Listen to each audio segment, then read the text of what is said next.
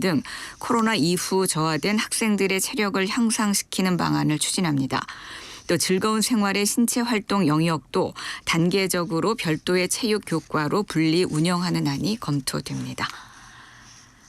카카오 창업자인 김범수 카카오 미래 이니셔티브 센터장이 최근 불거진 SM 엔터테인먼트 주가 시세 조정 논란과 관련해 준법 경영을 강화하겠다는 입장을 밝혔습니다.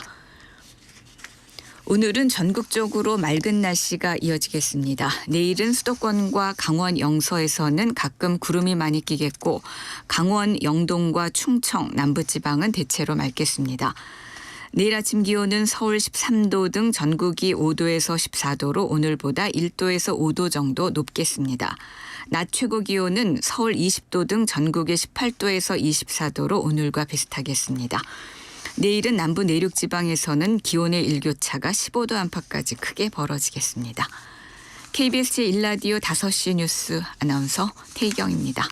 KBS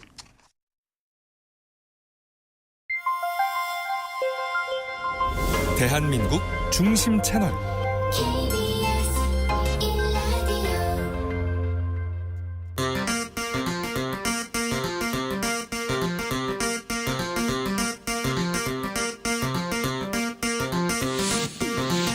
주진우 라이브.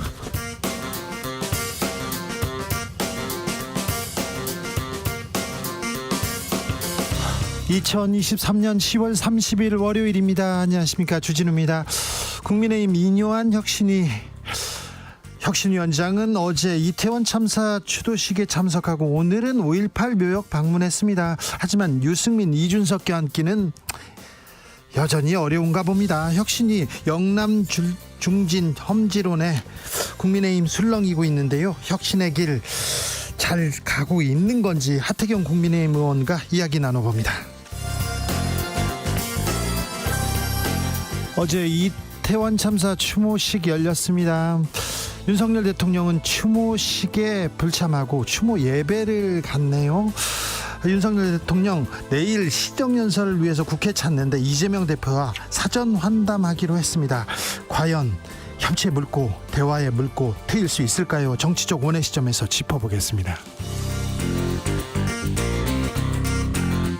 리커창 전 중국 총리의 갑작스런 사망 이후에 중국에서 추모 열기 고조됩니다. 그런데 갑자기 중국 포털에서 리커창 관련 검색어가 사라졌습니다. 여러 음모론 계속되고 있는데요. 중국 현지의 반응 어떤지 전문가와 이야기 나눠봅니다. 나비처럼 날아 벌처럼 쏜다. 여기는 주진우 라이브입니다.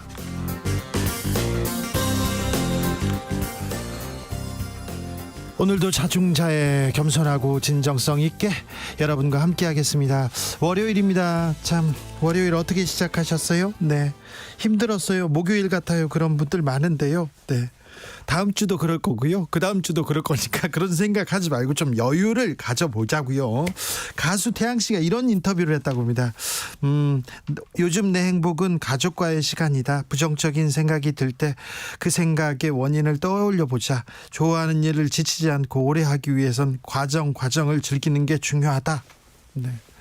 누가 모르냐 그렇게 생각하지 마시고, 아 그렇구나, 과정을 좀 따져보자, 나를 좀 돌아보자, 이렇게 좀 생각했으면 좋겠습니다.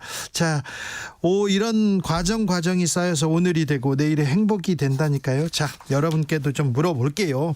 나의 행복은 어디에서 찾고 있습니까? 뭐가 의미가 있나요? 언제 행복을 느끼십니까? 행복에 대해서 우리 한번 얘기해 보자고요. 샵 9730, 짧은 문자 50원, 긴 문자는 100원, 콩으로 보내시면 무료입니다. 저는 여러분 만나면 행복합니다. 네, 여러분과 같이 있으면 행복하고요. 여러분하고 같이 있고 싶어요. 오래오래. 네, 그냥 그렇다고요. 그럼 주진우 라이브 시작하겠습니다.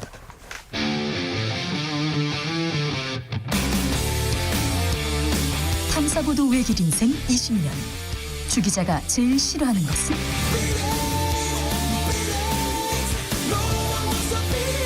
이 세상에서 비리와 부리가 사라지는 그날까지.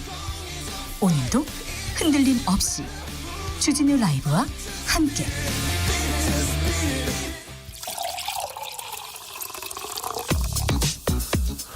진짜 중요한 뉴스만 쭉 뽑아냈습니다. 주스 정상근 기자 어서 오세요. 안녕하십니까. 행복을 어디에서 느낍니까? 네, 지금 느끼고 있습니다. 그렇죠. 네, 많이 느끼고 있죠? 함께하는 이 순간 잘하고 있어요. 즐겁습니다. 그렇습니다. 즐겁죠? 네, 네. 괜찮죠? 괜찮습니다. 네. 네. 알았어요. 네. 자, 어제가 이태원 참사 발생한 지 1년 되는 날이었습니다. 네. 서울 곳곳에서 전국 곳곳에서 추모식 열렸습니다. 네, 159명의 사망자를 낸 이태원 참사가 벌어진 지 어제로 꼭 1년이 됐습니다. 네, 참사 현장인 이태원역 인근을 비롯해 전국 곳곳에서 추모 행사가 잇따랐는데요. 네. 유족분들은 이태원역에서 출발해 서울시청에 있는 분향소까지 걷고 시청 인근에서 열린 시민 추모 대회에 참석을 했습니다. 자, 책임진 사람 한 명도 없고요. 내가 잘못했다면서 사퇴한 사람 한 명도 없습니다. 지금 1년 동안 뭐가 바뀌었냐? 아무것도 바뀌지 않았다. 우리의 숙제는 계속되고 있습니다. 윤석열 대통령은 추모식 참석하지 않고요. 그 대신에 추모 예배에 참석했습니다. 네, 윤석열 대통령은 어제 참모들과 함께 교회를 찾아 고인들을 추모했습니다. 윤석열 대통령은 참사 당일은 살면서 가장 큰 슬픔을 가졌던 날이라며 소중한 가족을 잃은 유가족 여러분께 깊은 위로의 말씀을 드린다라고 말했습니다. 유가족들이 있는데 대통령이 그 자리에 없습니다. 주무부처 장관인 이상민 장관 그 자리에 없습니다. 국민의힘 대표, 여당 대표 김기현 대표 그 자리에 없습니다. 내가 신이냐? 신이 아니다고 했던 용산구청장 그 자리에 없었고요. 아무 잘못도 없다는 서울경찰청장도 그 자리에 없었습니다. 하지만 국민들이 그 자리에 다 있었습니다. 네.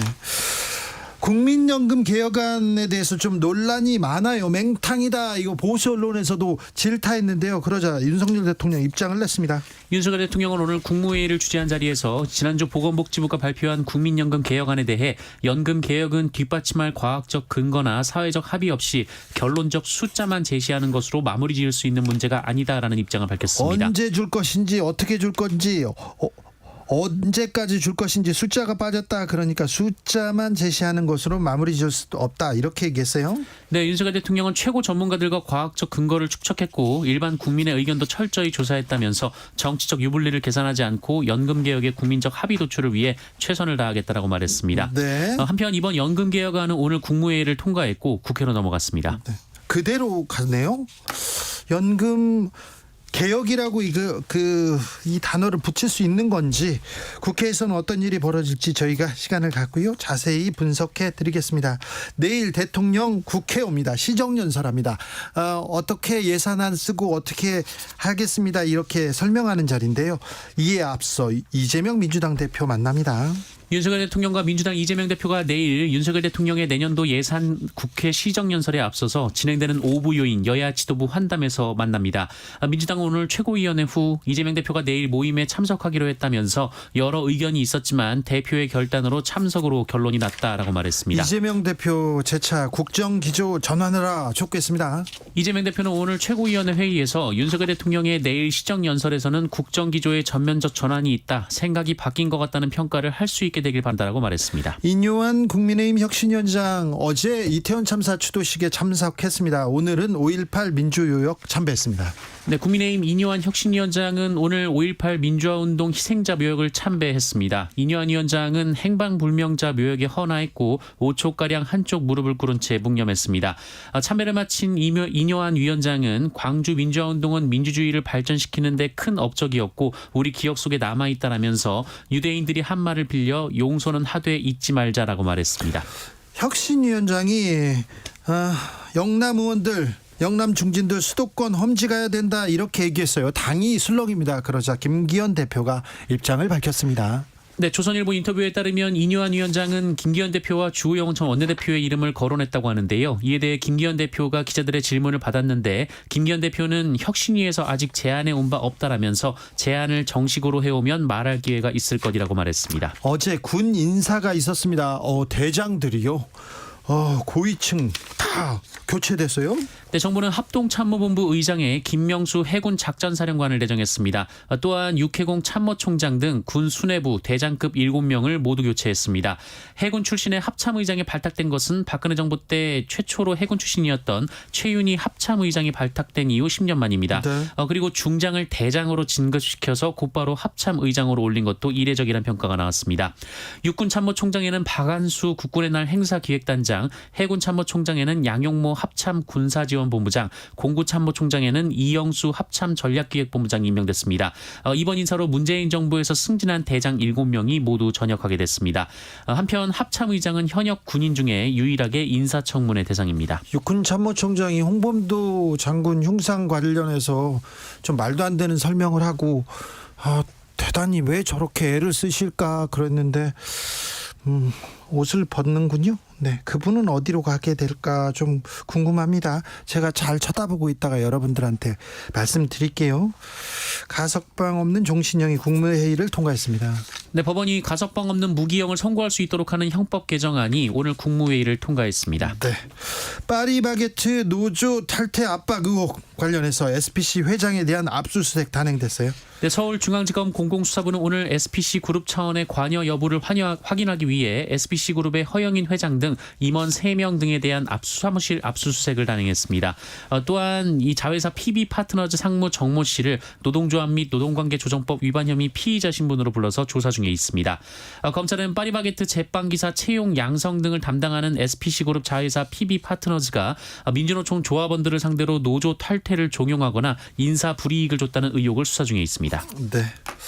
이스라엘이 가자 지구에 대한 지상작전 본격 돌입했습니다. 네, 소규모 작전으로 가자 지구에 지상군을 투입해왔던 이스라엘이 사실상 전면 지상전에 돌입했습니다.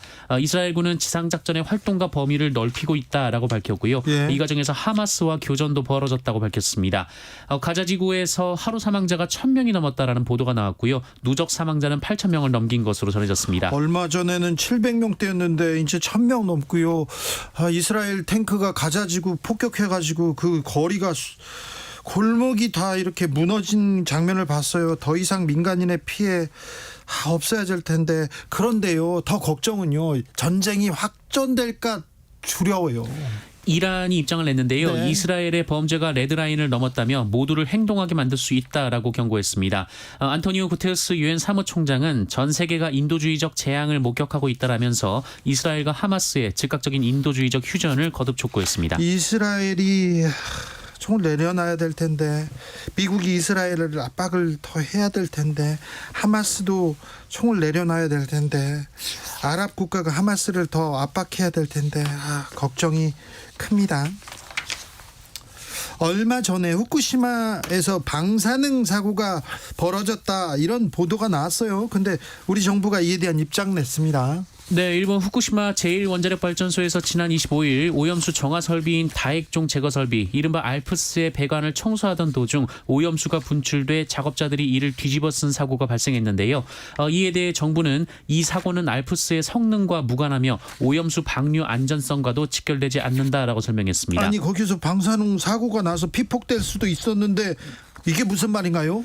네, 정부는 이 노동자들의 피폭은 핵종 제거 단계 전에 배관을 청소하던 중에 발생했다며 알프스가 핵종을 제대로 제거하지 않아서 사건이 발생한 것이 아니다라고 밝혔습니다. 또한 오염수가 알프스를 거치면 측정 확인용 탱크로 이송이 돼서 배출 기준 만족 여부를 확인하기 때문에 방류 안전성에도 영향은 없다라고 말했습니다. 안전성에 영향 없다고 정부에서 이렇게 확인했습니다만 이렇게 계속 사고가 나고 방사능 피폭됐다는 얘기가 나오고 있습니다. 안전을 위해서는 국민의 생명과 안전을 위해서는 국가는 절대 한치의 의심도 허용해서는 안 됩니다. 손흥민 선수가 골을 넣었습니다. 황희찬 선수도 골을 넣었습니다. 잘했습니다. 주스 정상근 기자와 함께했습니다. 감사합니다. 고맙습니다. 행복하십니까? 여러분의 행복은 무언가요? 언제 행복을 느끼시나요? 물어봤습니다. 한규봉님께서 저의 행복은요, 주말 저녁 온 가족이 다 같이 모여서 맛있는 음식 먹는 거, 그러면서 소주 한잔 하는 게 행복입니다. 네. 이렇게 가족들이 오순도순 잘 있는 게 행복이죠. 어떤 사람들은 돈은 많은데 형제들끼리 막 싸우는 그런 소송하는 그런 경우 봤잖아요. 조용기 목사 아들 이렇게 3명이서 싸우는 거 보셨잖아요. 얼마 전에 판결도 났더라고요. 또 그 얘기하면 아니요, 우리 집은 우애는 필요 없으니까 돈을 주세요, 그렇게 얘기하는 사람도 있는데 그런 얘기 하시는 거 아닙니다. 그건 행복하고 거리가 멀어요. 3412님, 전 아이 옷이 작아지면 행복해요. 아, 그래요? 양말도 신발도 바지도 티셔츠도 작아지면 작아진 만큼 키가 크는 것 같아서요. 어서 옷이 작아졌으면 하는 바람입니다. 3412님 조금만 계셔보세요. 아이가 막 크잖아요. 그럼 그게 그렇게 아까워요. 안 컸으면 좋겠다 그런 생각이 금방 드실 건데. 네. 황성희님, 저는 초등학교에서 외국인 학생들에게 한국어를 가르치는 일을 하고 있어요. 어우, 훌륭한 일을 하시네요. 제가 가르치는 학생들이 받아쓰기 잘해서 100점 받고 좋아할 때 저도 행복합니다. 아이고, 훌륭합니다. 근데 의미 있는 이렇게 가르치는 교육의 또 가치를 또 되새기면 또 행복하죠. 0147님, 아내와 함께하는 시간이 제일 행복합니다. 그래요? 허허. 지난 주말에 아내를 위해서 13시간 운전해서 처갓집 왕복하고요.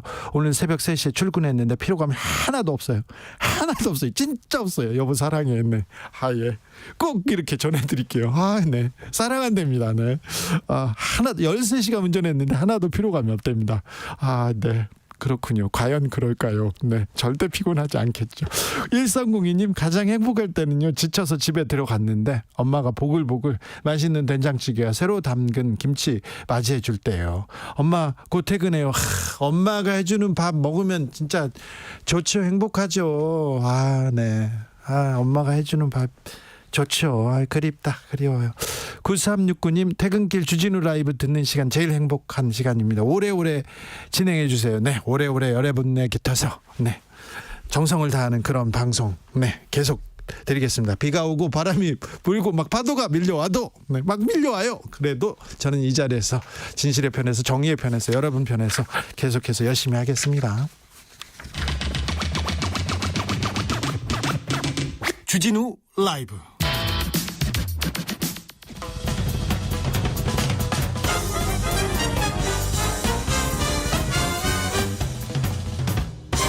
훅 인터뷰. 모두를 위한, 모두를 향한 모두의 궁금증 훅 인터뷰. 지난 27일입니다. 중국의 2인자로 불리던 리커창 전 총리가 급작스럽게 사망했습니다. SNS에서 그런데 리커창 관련된 글들이 사라집니다. 그래서 당국이 뭘 숨기려고 하나, 이런 음모론이 계속되는데요. 현지 분위기 어떤지 전문가와 이야기 나눠봅니다. 이철 작가님, 안녕하세요. 네, 안녕하세요. 네, 리커창 전 총리가 죽었어요. 사인은 뭡니까? 지금 발표된 사인은 심장병이라고만 되어 있는데요. 네. 조금 더 구체적으로 보도한 거는 러시아의 이즈베스티아라는 매체가 보도를 좀 했는데, 네. 수영을 하다가 심장에 발작을 일으켰고 병원으로 이송했지만 구할 수가 없었다. 그러면서 리커창 총리가 전에 이 심장병이 있어가지고 그 바이패스라고 그러죠. 그 혈관 우회하는 그런 수술도 한 적이 있다. 이렇게 보도를 했습니다. 그렇군요. 자, 중국 내에서 좀 추모 분위기는 어떻습니까? 그야말로 전국적으로 추모 분위기가 일어나고 있고요. 누가 시켜서가 아니라 사람들이 자발적으로 추모의 그런 뜻을 표하고 있습니다. 네. 추모 분위기가 이렇게 커지자 중국 정부는 어떻게 이렇게 대응하고 있습니까? 중국 정부는 이 사람들이 많이 모이기 시작하고, 그리고 거의 모든 도시에서 그 리커창 총리에게 조화를 보내고, 이런 규모가 점점 커지면서 이것이 행여라도 집회라든가 또는 현 정부에 대한 어떤 불만의 표시로 표출될까봐 그걸 매우 우려해서 이것을 통제하고 있습니다. 추모 집회나 이런 그 모임은 아직은 열리지 않고 있습니까? 그러니까 집회라고 하기는 어렵지만 그 추모하는 장소를 자발적으로 만들어 놓은 곳에서 끊임없이 사람들이 그쪽으로 몰려와서 헌화를 하고 또 멀리서 그 꽃을 배달해 오기도 하고 하니까 사실상 많은 사람들이 한 장소에 몰려 있는 그런 모양이 나오고 있는 거죠. 사람이 모이면 중국 정부는 좀 항상 이렇게 두려워하는 게 보여요. 천안문 사태가 다시 일어나면 어떻게 하나 이런 걱정하는 것 같은데요. 그런 보도를 외신들이 많이 하고 있고요. 중국 국영 매체에서는 그런 언급이 전혀 없고 아주 간결하게 드라이한 그런 사실 보도만 하고 있죠. 네. 자, 중국 국영 매체는 어떻게 보도하고 있고요? 중국에 있는 포털 사이트 온라인에서는 어떻게 반응하고 있습니까? 지금 국영 매체나 온라인이나 사실 뭐 통제받는 미디어이기 때문에 그 똑같은 보도를 하고 있는데요. 예.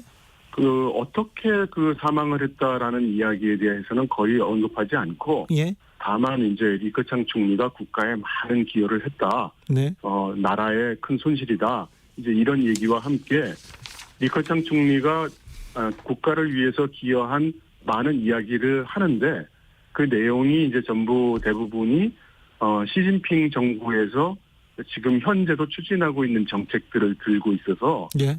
그 식자들은 좀 쓴웃음을 짓고 있기도 하죠. 박지연님께서 중국이 실시간 검색어에서 리커창 총리 사망 없앴다고 하던데요. 이렇게 묻습니다. 그렇습니다. 그 말씀 맞고요. 해시태그나 이런 키워드도 막았고, 예. 저도 사실은 그 중국의 SNS에다가 네. 리커창 총리의 그 죽음에 대해서 애도하는 글을 이렇게 올리려고 했더니 네. 다 블록돼가지고 안 올라가더라고요. 추모도 이렇게 막아놨네요. 예, 아마 그 여러 키워드를 넣어가지고 네. 좀 민감한 키워드가 들어가면 그 SNS에 등록할 수 없도록 한 것 같습니다. 네. 생전에 시진핑 주석과 리커창 전 총리의 관계는 어땠습니까? 예전에는 시진핑 다음은 리커창이다 이런 얘기도 있었잖아요. 사실 그렇게 보면 좀 어려울 것 같습니다. 그 시진핑 주석에 취임할 때 예. 시진핑이 주석이 되느냐 리커창이 주석이 되느냐 이렇게 경쟁하는 상황이었거든요. 예. 예, 그리고 중국 지도부에는 어떤 그 연령에 대한 그런 관습이 있어서 그렇게 되기는 좀 어려웠을 겁니다. 그래요. 근데 네네. 최근에 시진핑과 리커창의 관계는 어땠어요? 이 두 사람은 시진핑 주석이 정치 외교를 맡는다면 리커창 총리가 내치를 맡는 네. 이런 파트너십이었는데요. 네. 그 10년이라는 시간이 지나면서 점점 그 간격이 멀어져 온 것이 사실이죠. 그래요. 그리고 이 팬데믹 발생한 3년 동안 그 관계가 갈등이 좀 명백해져서 리커창 총리는 주로 시장 경제, 네. 그리고 민간 경제 쪽을 주장한 편이고 예. 시진핑 주석은 계획 경제와 국가 주도 경제를 좀 주장을 했기 때문에 네. 서로 간의 갈등이 좀 커졌다는 평가가 많죠. 리커창 전 총리가 시진핑 주석을 좀 비판하기도 했습니까? 뭐 비판이라기보다는 암시를 한 거죠. 뭐 네. 직접적인 비판을 한 건 아니고요. 네. 그러나 이제 알아듣는 사람은 다 무슨 말인지 알아들을 수 있는 네. 그런 발언이 몇 번 있었기 때문에 네. 그런 말들 때문에 이 두 사람의 갈등설이 이번 사망으로 인해서 네. 조금 크게 강조되고 있는 면도 있는 것 같습니다. 네. 저 중국 인민들은요. 리커창의 죽음 어떻게 생각합니까? 혹시 이거 사고가 아니고 수가 사고를 만들었을지도 몰라 이런 얘기도 좀 나오는 것 같은데요. 그런 얘기는 여기저기서 나오고는 있습니다. 네. 그런데 어느 것 하나 더 명확한 근거를 대기는 좀 어려운 이야기들이고요. 예. 또 중국은 이 언론이 비교적 통제되는 사회다 보니까 사실 이런 일이 있으면 언제나 수많은 그 음모설이 나오기도 해서 사실 판단하기에는 굉장히 어려운 상황이죠. 네. 자, 리커창 총리의 죽음이 대외 관계, 우리 관계에 조금 변화를 줄 수도 있을까요? 어떻게 보십니까? 리커창 총리는 아까 말씀드린 것처럼 그 기업 경제, 민간 경제를 중시했기 때문에 한중 관계에 있어서 좀 더 말이 통하는 편이었고요. 예.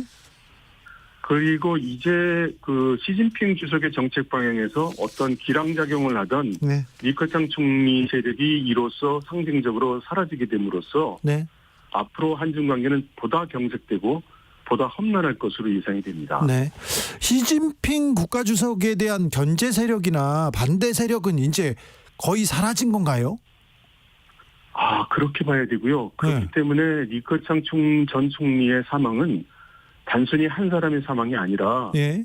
중국이 지금 새로운 프레임으로 새로운 단계로 진입했다. 이런 변화를 보이는 어떤 그 마일스톤이 예. 된다고 봐야 할 것 같습니다. 알겠습니다. 참. 이 문제는 또 중국의 어떤 변화를 가지고 올지, 중국의 혼란으로 이어지지는 않을지 좀 걱정이 되는데요. 말씀 잘 들었습니다. 네네, 감사합니다. 네, 지금까지 이철 작가였습니다. 교통정보센터 다녀올까요? 공인혜 씨. 네, 이 시각 교통정보입니다. 지난 주말은 마지막 단풍을 즐기러 나간 차들로 충청과 강원으로 향하는 교통량이 참 많았습니다. 지금도 서울 양양고속도로 서울 쪽 막바지 귀경 차량들로 무척 붐비고 있는데요. 서중에서 화도 사이 10km 구간 정체가 되고 있고요. 영동고속도로 인천 방향도 양지 부근에서 6km 구간, 이후 수원을 중심으로 더디다가 군포에서 반월터널 또 월곡 분기점 부근으로 밀려서 지납니다. 서해안고속도로 서울 쪽 서평택에서 비봉을 중심으로 속도 줄이고요. 평택 시흥고속도로 시흥 방향은 마도 분기점부터 남한산까지 8km 구간 꽉 막혀 있습니다. 반대 평택 방향 송산 마도부터 서평택 사이로는 2차로와 갓길의 작업 여파를 크게 받고 있습니다. 또 퇴근길을 앞두고 수도권 교통량 크게 늘어 있는데요. 특히 수도권 제일순환선 송내를 중심으로 양방향 어렵습니다. 판교에서 일산 쪽은 안현 분기점부터, 일산에서 판교 쪽은 노우지 분기점부터 각각 10km씩 송내 쪽으로 밀려 지나고요. 남해 이지선 김해 방향 서부산요금소 부근의 정체는 2차로에서 사고 처리하고 있어서입니다. KBS 교통정보센터였습니다.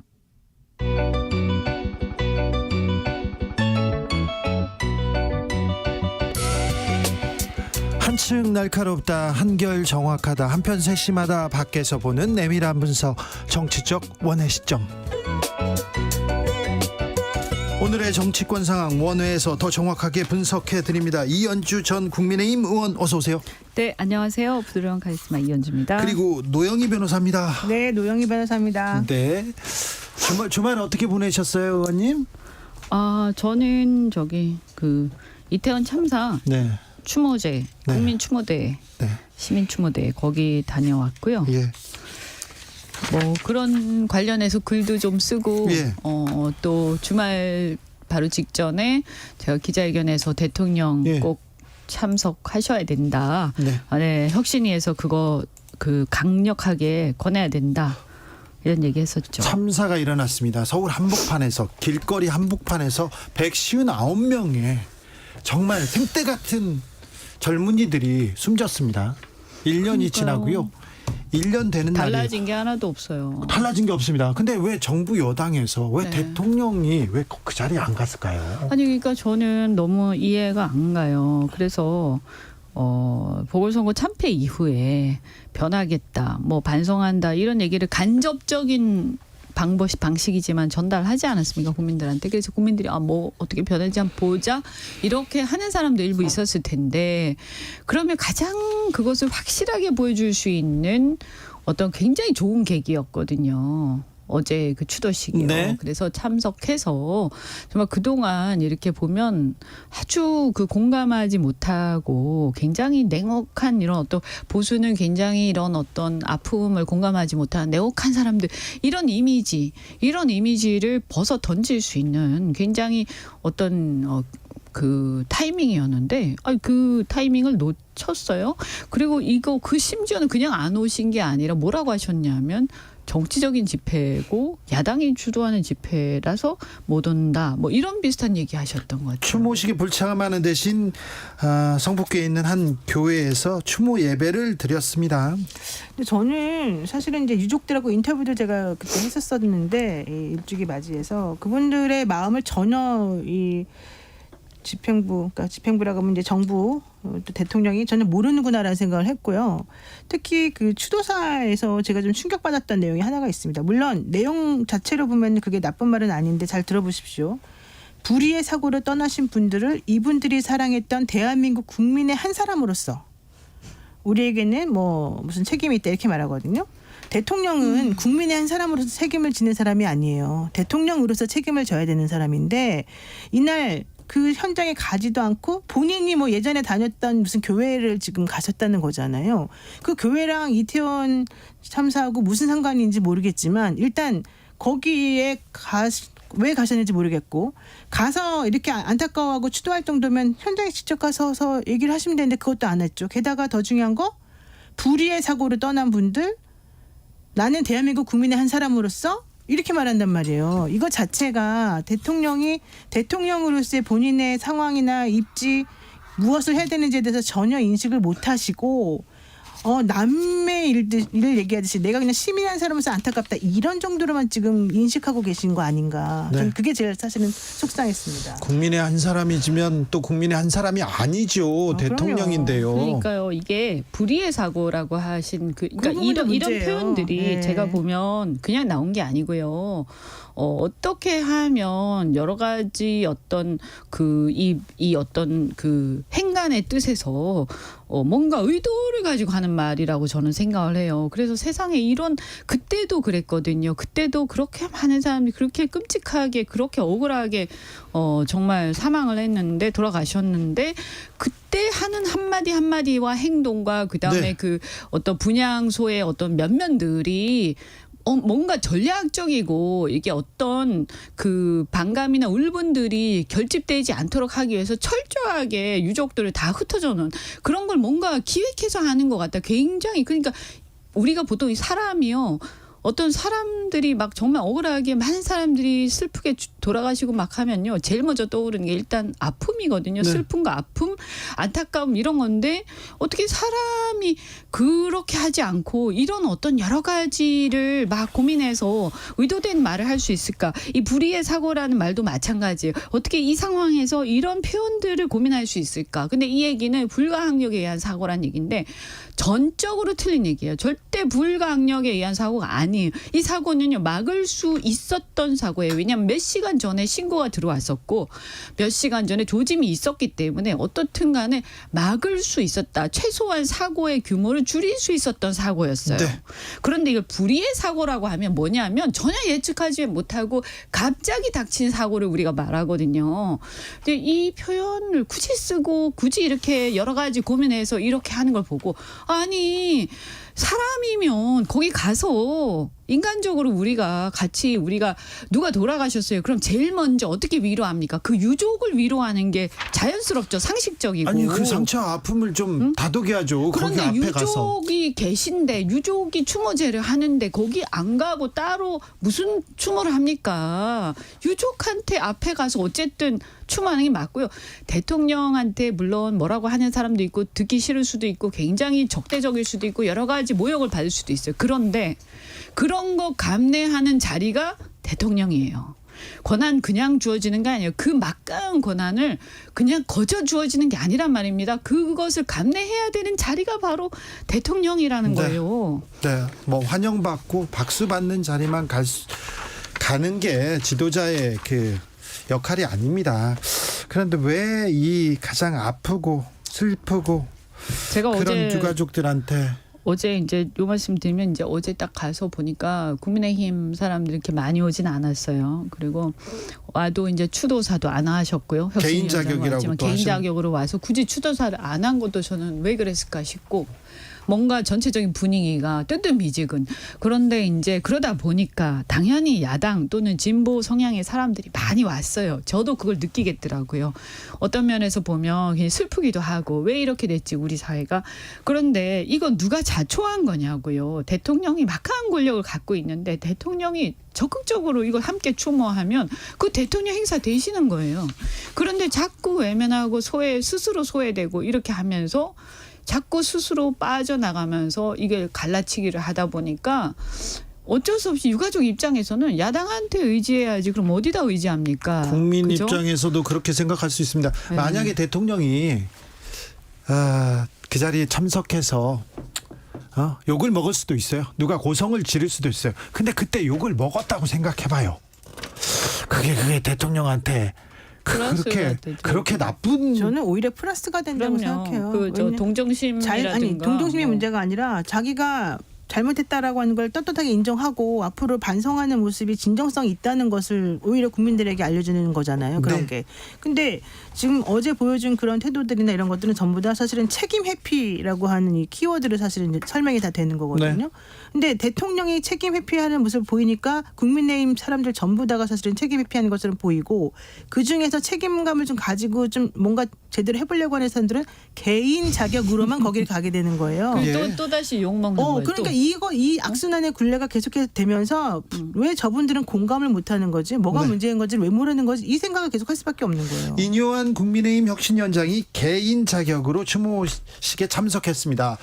거기에서 고성 욕설을 들었다 이런 보도도 나왔는데 그 얘기가 나오자마자 그 참석자들도 그렇고요, 유가족들도 그렇고 진보 진영에서 그러면 안 된다고 그 고성을 지른 사람들한테 나무라고 그랬어요. 네네네. 자, 그렇죠. 인요한 위원장은 추모식에 참석했고요. 오늘은 5.18 민주 묘역을 참배했습니다. 자, 통합 행보를 이렇게 가고 있는데요. 근데 그것도 좀 특이하지 않아요? 인요한 위원장은 사실은 예전에 5.18 날조 논란 이런 문제도 조금 있었던 분 아니었습니까? 그런가요? 5.18 유공자 가족인데 그런 얘기를 했습니까? 어쨌든 그래서 지금 그러니까 예전에 이 약간 구설수에 올랐던 여러 가지 몇 가지 키워드들이 있었단 말이에요. 네. 그래서 사실은 조금 애매한 것 같아요. 솔직히 이제 이분이 어제 그 행보나 이런 것들을 보더라도. 네. 그래서 좀 더 시끄러웠던 건 아닌가 생각이 좀 들어요. 자, 그런데요, 인요한 혁신위원장이 던진 영남권 중진 험지 출마론에 지금 당은 술렁술렁 거립니다. 이분이 비대위원장 아니시잖아요. 혁신위원장이죠. 네, 공천위원장 더더욱 아니시고요. 네.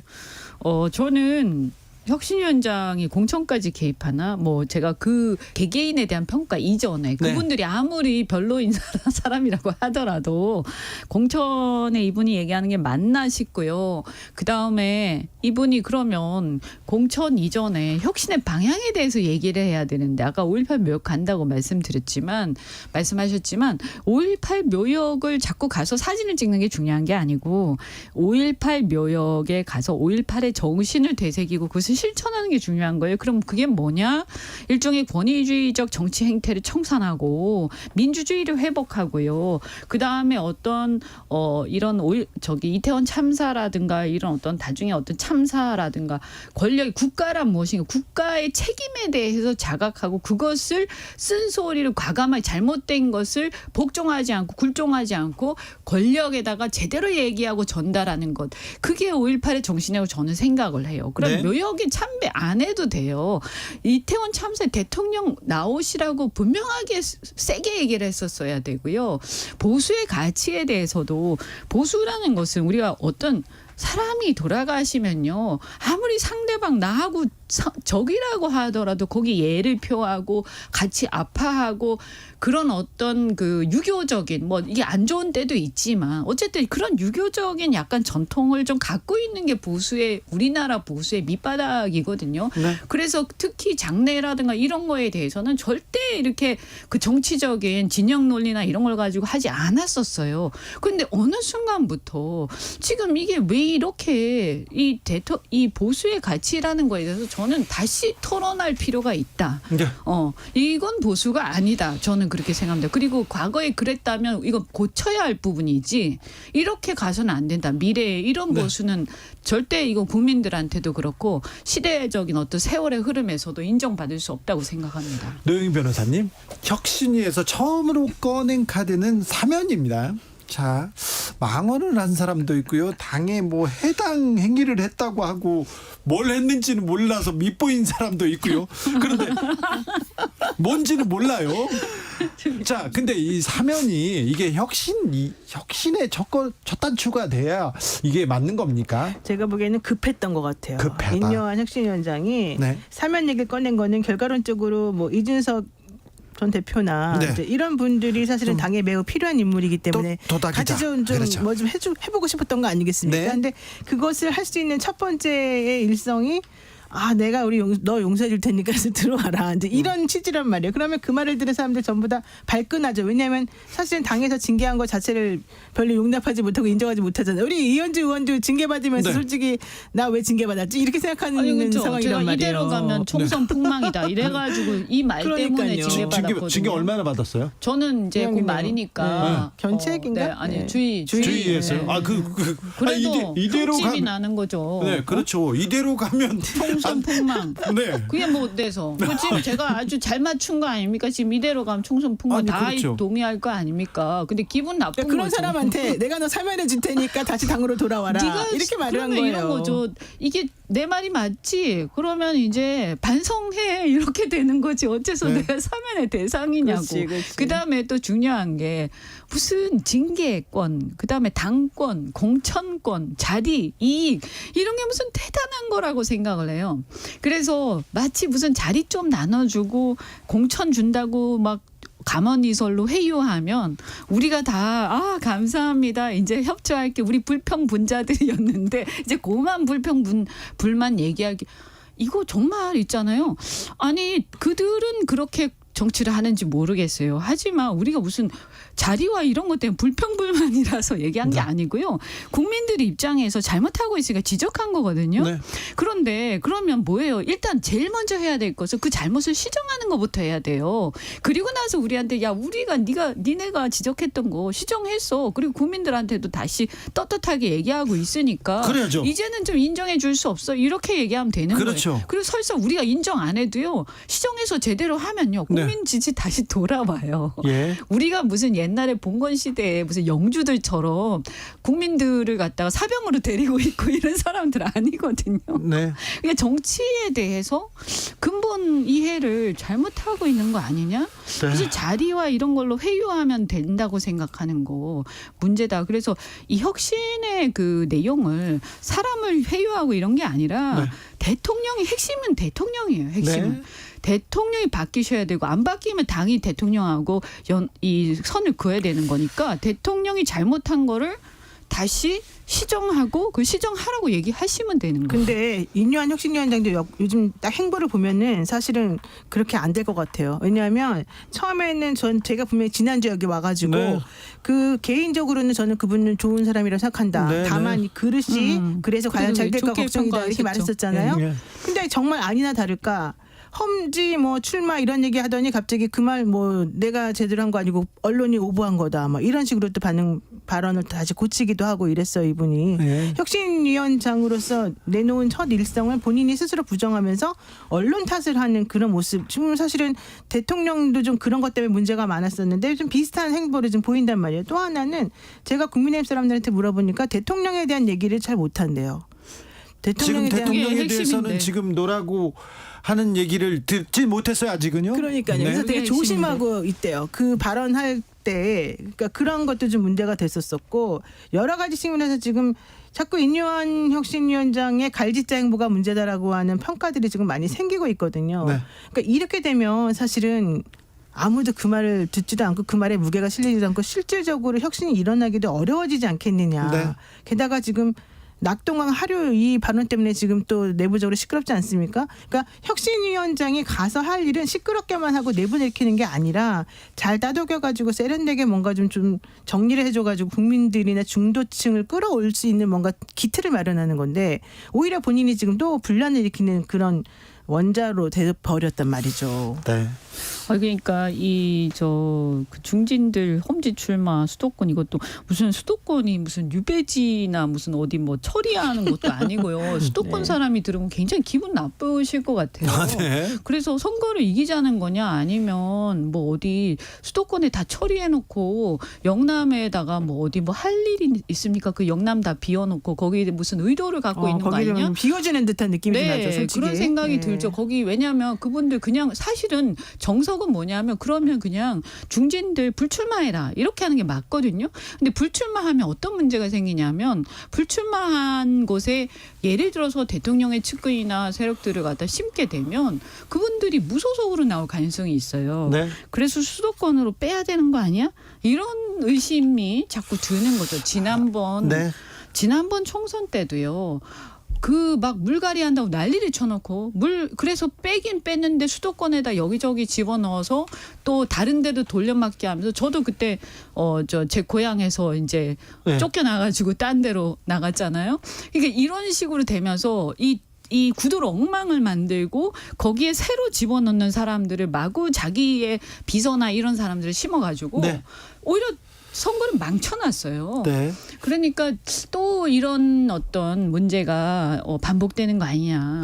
영남 중진 험지론 그리고 5.18 관련돼서도 5.18 망언했던 김재원, 네, 김재원 최고 사면이 사면. 네, 네. 국민의힘 혁신인가 이것도 그것도 안 또 맞는 논란이 거죠. 되는데 네, 자 징계 내용이 그런 거예요. 대사면론 네, 이렇게 그때 나옵니다. 5.18 때 맞아요. 그런데 이뇨한 혁신위원장한테 좀 당의 어려운 일들 다 혼자 맡겨놓고 이렇게 그냥 쑥 빠지는 거 아닌가 이런 생각도 좀 듭니다. 자, 그때 그랬잖아요. 네. 얼굴 마담처럼 앞에 세워놓고 그러면 안 된다. 그럴 수 아니 있다. 의사 선생님 모셔다 놓고 뭐 이상한 일만 시키고 그러면 안 되잖아요. 자, 이제 그런데 국민들이 안 속아요. 이제 그래요? 너무 많이 봤어요 이런 거를. 이현주 최고위원님, 최고위원님, 이현주 의원님, 네. 막 최고로 내가 높이네. 네. 자, 그래가지고요. 네. 그래가지고 이준석 전 대표랑 네.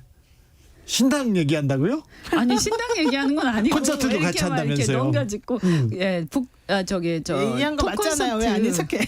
콘서트. 거기서 신당 새로운 꿈 뭐 그런 거 나오잖아요. 그러니까 이제 미래에 대한 어떤 그 비전 대안 이런 거 좀 우리 얘기해 보자. 왜냐하면 이 너무 지금 현실이 네. 정치가 사람들의 어떤 이 비판 자체를 못 받아들이고 제일 심각한 건 뭐냐면 저는 진실과 정의, 네. 옳고 그름 이런 것들이 편에 따라서 네 편 내 편에 따라서 달라지는 거예요. 네. 그리고 더군다나 어제 그걸 보면 인간적인 도리마저도 네 네. 편 내 편에 따라서 다른 거예요. 내 편한테는 굉장히 인간적으로 해주고 과잉 인간미를 해주고. 근데 이현주 의원님이 비전 정책 얘기하니까 당 만드시려는 거 같은데요. 왜 우리 자꾸 안 그래도 그쪽으로 기다리면서 시도하세요? 얘기했어요. 그렇죠. 네. 어떻게 할 건지. 좀 새로운 시각을 가진 좀 건전하고 깨끗한 사람들이 상대적으로 깨끗한 사람들이 이제 한번 열심히 해봐라. 그래서요. 네, 막 강건하시더라고요. 제가 강건했습니다. 강건했구나. 네. 그래. 어쨌든 다 열려 있죠. 되게 좋아하시던데. 그래 열려 있어요. 열려 있죠. 네. 아니 그렇게 정말 많은 고민들하고 토론 저는 정말 우리가 유럽의 선진국 있잖아요. 정치할 때 보면 얼마나 치열하게 토론해요. 예. 그리고 나하고 의견이 달라도 그 치열하게 토론하잖아요. 그래서 그것을 조율해내는 능력 그게 저는 정치죠. 그게 필요하다고 네. 생각해요. 그렇죠. 그걸 잘해야죠. 결론 내 능력. 그리고 이게 생각이 다르더라도 일정하게 존중해주고 공존할 수 있는 거. 이게 왜 이렇게 안 되나 이게 너무 막 그냥 윽박 찔러가지고 나하고 생각 다른 윽박 지르고 그 다음에 나하고 생각이 달라도 저 사람 높은 사람이면 막 추종하면서 맞는 거라고 막 거짓말을 해주고. 그런데요. 이뇨한 혁신위원장이나 거짓말을 해줘. 이뇨한 혁신위원장이나 혁신위에서는 계속해서 이현주 의원님 모실게요, 이준석 전 대표 모실게요 이런 얘기가 좀 나올 가능성이 있잖아요. 나오는 것 같아요. 지금도. 그렇죠. 예, 예. 그러면요. 그래도 끝까지 버텨야지. 아니 아까 제가 말씀드렸잖아요. 그래도 모시려고 하는데. 이게 중요한 게 우리가 자리와 불평분자 자리와 이런 것 때문에 그거 하는 불평분자가 아니라 가야 될 방향으로 안 가니까 그게 문제인 거잖아요. 네. 그럼 우리가 만약에 그 가야 될 방향으로 완전히 가도록 우리가 할 수 있다라고 하더라도 가장 큰 문제가 뭡니까? 대통령하고의 문제 아닙니까? 대통령이 당에 영향을 계속 미치는데 그리고 그 대통령께서 안 바뀌시면 우리가 뭘 할 수 있습니까? 설사 어떤 뭘 권한을 준다고 해도 자. 그런 바보는 아니죠. 그 근본적인 해결을 하라는 거예요. 내일 국회에서 윤석열 대통령 시정연설이 있습니다. 연설 전에 드디어 이재명 민주당 대표와 환담을 할 것 진짜. 같습니다. 네. 진짜 오래된. 제가 봤을 때 오랫동안. 윤석열 대통령이 지난번 강서구 선거 이후에 조금 위기감을 느낀 것 같아요. 네. 말씀도 사실은 좀 옛날보다 훨씬 더 조심스러워졌고 사실 평상시의 행동이나 뭐 사고방식이나 이런 걸 보게 되면 이재명 대표가 지금 아무것도 해결된 게 없잖아요.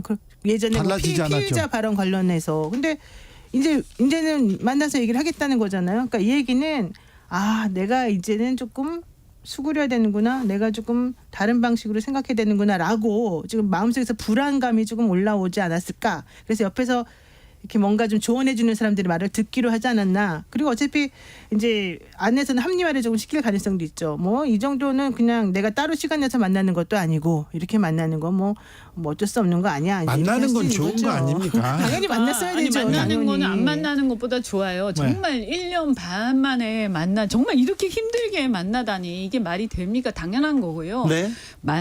이제 만나는 게 중요해요. 아까 말씀드린 것처럼 사진 찍는 게 중요한 게 아니에요. 사람들 다 알아요. 바뀌는 것을 실제로 보여줘야 돼요. 이태원 참사에 대해서도 그 법안이라든가 이런 걸 가지고 협의하는 것을 여당에 대해서 간섭을 더 이상 하지 말아야 되고요. 여러 가지 잘못한 부분들에 대해서 지나간 것 중에 큰 것들이 있지 않습니까? 네. 그거를 본인이 인정하고 사과하고 다시 시정해야 되고요.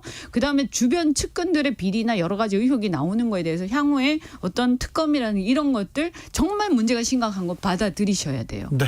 이런 거 하셔야 돼요. 안 하면서 자꾸 사진만 찍으면 겨우 또 국민들이 그럴 줄 알았어 이렇게 되는 거예요. 자, 아무튼 이제 이게 협치의 물꼬를 틔울지 안 튈 것 같은데. 안 그럴 것 같아요. 네, 대화의 물꼬는 만나고 끝날 것 같은데. 그냥 그러니까 제발 사진 중요하지 않고요. 네. 이제 본질. 국민들이 이제 그렇죠. 본질을 다 꿰뚫고 있다. 국민들이 하도 많이 봐가지고 이제 국민들이 학습이 다 근데 그런 게 돼서. 있어요. 사람 바뀌지 않는다. 그렇죠. 자, 유인촌 문체부 장관이 블랙리스트 의혹에 대해서 엉터리라고 엉터리다. 반박하는 백서를 만들어 보고 싶을 정도로 엉터리다. 이런 얘기를 했습니다.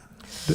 글쎄요. 저는 그 부분은 나중에 역사의 심판을 받게 되지 않을까 분명히 생각합니다. 유인촌 장관이 그 이명박 대통령 시절하고 지금까지의 상황에서 말이 계속 이제 좀 바뀌고 태도가 바뀌고 있지 않습니까? 근데 이거 결국은 진실은 드러나게 되고 본인이 아니라고 해가지고 뭔가를 가리고 싶다 하더라도 저는 이거는 진짜 명명백백히 왜냐하면 살아있는 증거들이 있어요. 아니 지난번에 판결 나왔던 판결 거 아니에요? 나왔죠. 근데 그럼 재심 신청하시던가요? 본인은 피의자가 아니었기 때문에 피고인이 아니었기 때문에 할 수가 없고 사실 다른 피해자들이 나왔고요. 거기에 이제 그냥 판결문 안에 그냥 나오는 피해자들은 내용이라 할 수가 없고 피고인들이 재심을 신청할 수 있는 거라 네네. 그거는 제가 보기에는 불가능할 것 같고 그 여러 지금 그 블랙리스트 피해자들이 소송을 진행하고 있어요. 오히려 문체부 장관을 향해서 오히려 그렇게 정면으로 오히려 맞대응하는 게 좀 맞다. 자꾸 이렇게 거짓말하고 부인하고 부정하고 그런다면 그게 아니라는 걸 명확히 하는 게 맞다. 그 부분에 대해서 모르겠어요. 확인을 구할 수 있는 뭐 그런 방법들도 있을 거예요. 그러니까 저는 그거 모색해서 그걸 한번 검토를 해보시지 자꾸 말로만 이렇게 하면 괜히 이슈만 되고 좋을 게 없잖아요. 그죠? 그럴까요? 근데 네. 강경한 입장을 계속 보이고 있습니다. 굉장히 억울하셨나 근데 내가 봐요. 보기에는 시간이 많이 남았다고 생각하시는 것 같은데 그렇지 않습니다. 네. 유인촌 장관에게 남은 시간이 많지 않습니다. 그래요? 그럼요. 이제 장관 시작했는데. 아니 이제 국민들이요 이게 초기에 그런 분위기가 아니고 벌써 지금 한 10년 동안 이런 것들을 막 겪고 지켜보고 이연주, 하셨어요. 노영희 감사합니다. 네, 고맙습니다.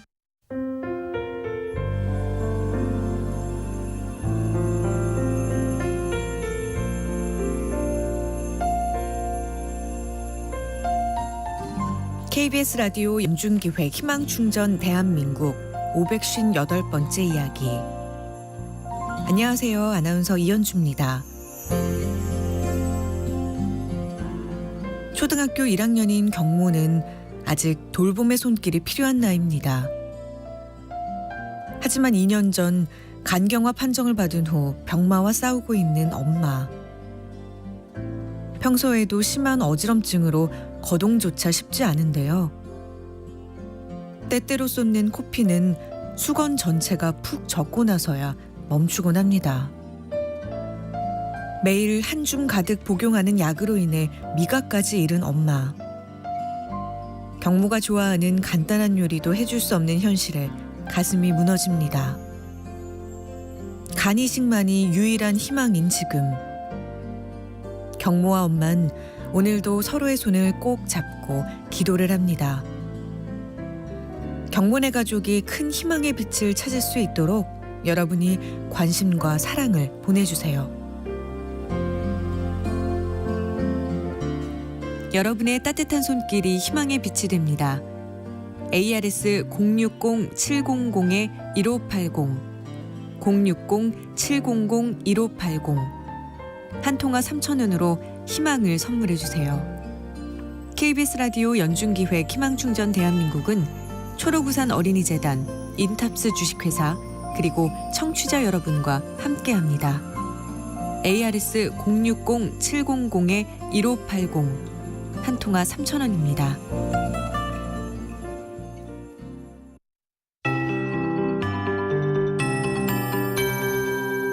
KBS 58분 날씨. 평년을 부쩍 웃도는 기온이 오늘도 이어졌습니다. 아침과 낮에도 비슷하게 평년보다 3도에서 4도가량 높은 기온이 계속됐고요. 오늘 전 지역의 미세먼지 농도도 이렇게 평년보다 기온이 높은데도 좋음에서 보통으로 대기질이 청정한 상황입니다. 다만 내일 오전에 수도권과 충청권은 일시적으로 미세먼지 농도가 나쁨 수준 예상되고요. 하지만 그 밖의 지역은 내일까지도 괜찮겠습니다. 오늘은 전국이 맑겠습니다. 내일도 맑은 가운데 수도권과 강원 영서는 구름량이 좀 많겠고요. 내일 아침 최저 기온 서울 12도 등 전국이 4도에서 14도로 여전히 평년보다 높겠고요. 내일 낮 최고 기온은 서울 21도, 전국적으로도 18도에서 25도 분포로 대부분 20도를 넘겠습니다. 일교차는 10도 이상 벌어지는 곳이 많아서 이렇게 당분간 낮과 밤의 기온차가 크기 때문에 감기 걸리지 않도록 주의하셔야 되겠습니다. 내일 오전까지는 내륙 중심의 짙은 안개도 주의를 하셔야 되겠고요. 현재 특보라는 매우 깨끗합니다. 모레는 비 소식이 있는데요. 모레 아침에 경기 북부와 강원 영서 북부에 비가 오기 시작해 낮에 그 밖에 수도권, 강원 영서로 비가 확대 후 밤에 대부분 그칠 것으로 예상됩니다. 이번 한 주간에는 평년보다 기온이 높겠습니다. 현재 서울 기온 17.9도입니다. 최영우였습니다.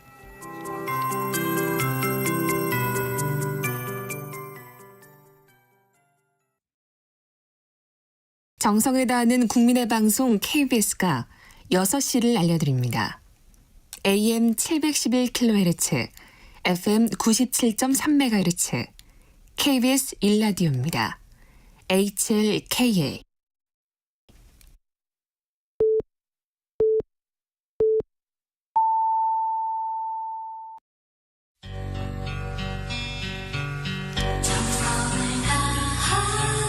정성을 다하는 국민의 방송 KBS 주진우 라이브. 그냥 그렇다고요. 이 시각 라디오 정보센터 뉴스입니다. 일종 가축 전염병인 럼피스킨병이 3곳에서 추가로 확인돼 지금까지 64개 농가에서 발생한 것으로 집계되고 있습니다.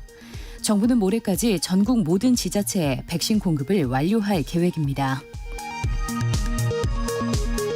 전쟁 2단계를 선언한 이스라엘이 지상군을 가자 지구에 대거 투입해 교전을 벌이고 있습니다. 확전 우려도 갈수록 커지고 있습니다.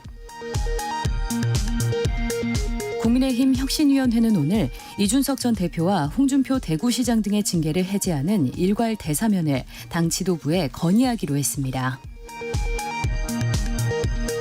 더불어민주당 이재명 대표가 내일 예산안 시정연설을 위해 국회를 찾는 윤석열 대통령과 사전 환담을 가지기로 했습니다.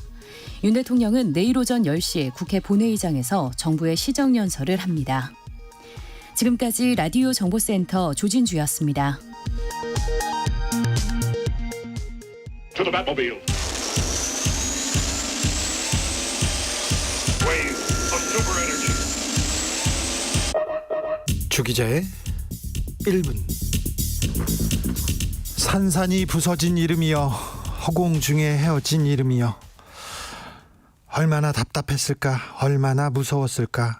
하늘의 별이 된 159명의 이름을 불러봅니다. 불러도 주인 없는 이름이여, 부르다가 내가 죽을 이름이여.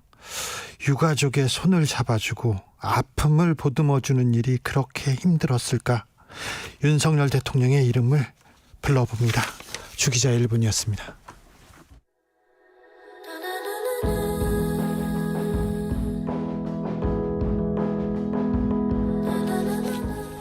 우효, 청춘.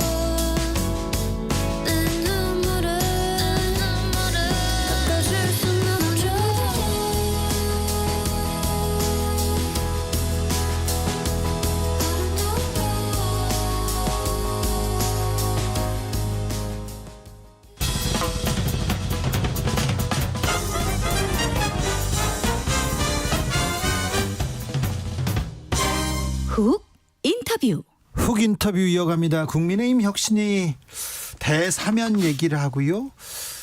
영남 중진들 험지 얘기합니다. 이태원 추모식도 가고 광주 묘역도 방문하고, 자, 혁신을 위해서 바삐 움직이는데 국민의힘 혁신의 길 물어봅니다. 하태경 국민의힘 의원에게 물어보겠습니다. 어서 오세요. 예, 안녕하십니까. 네, 이태원 참사 일주기였습니다. 예. 대통령이 유가족한테 안 가고 교회에 가서 예배를 드렸어요.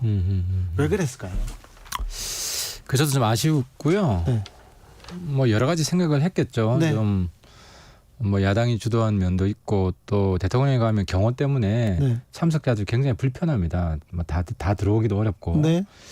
이제 그럼에도 불구하고 저는 이제 대통령의 좀 마인드가 좀 바뀌었으면 좋겠다. 네. 뭐냐면 거기 간다고 야당이 지는 게 아니라 국민한테 지는 거다. 네. 국민한테는 저도 괜찮다. 져야죠. 국민한테 고개 숙여야죠. 그렇죠. 근데 유가족한테는 고개 숙여야죠. 근데 이제 대통령실에서 나온 반응들을 보면 뭐 정치성 집회다. 네.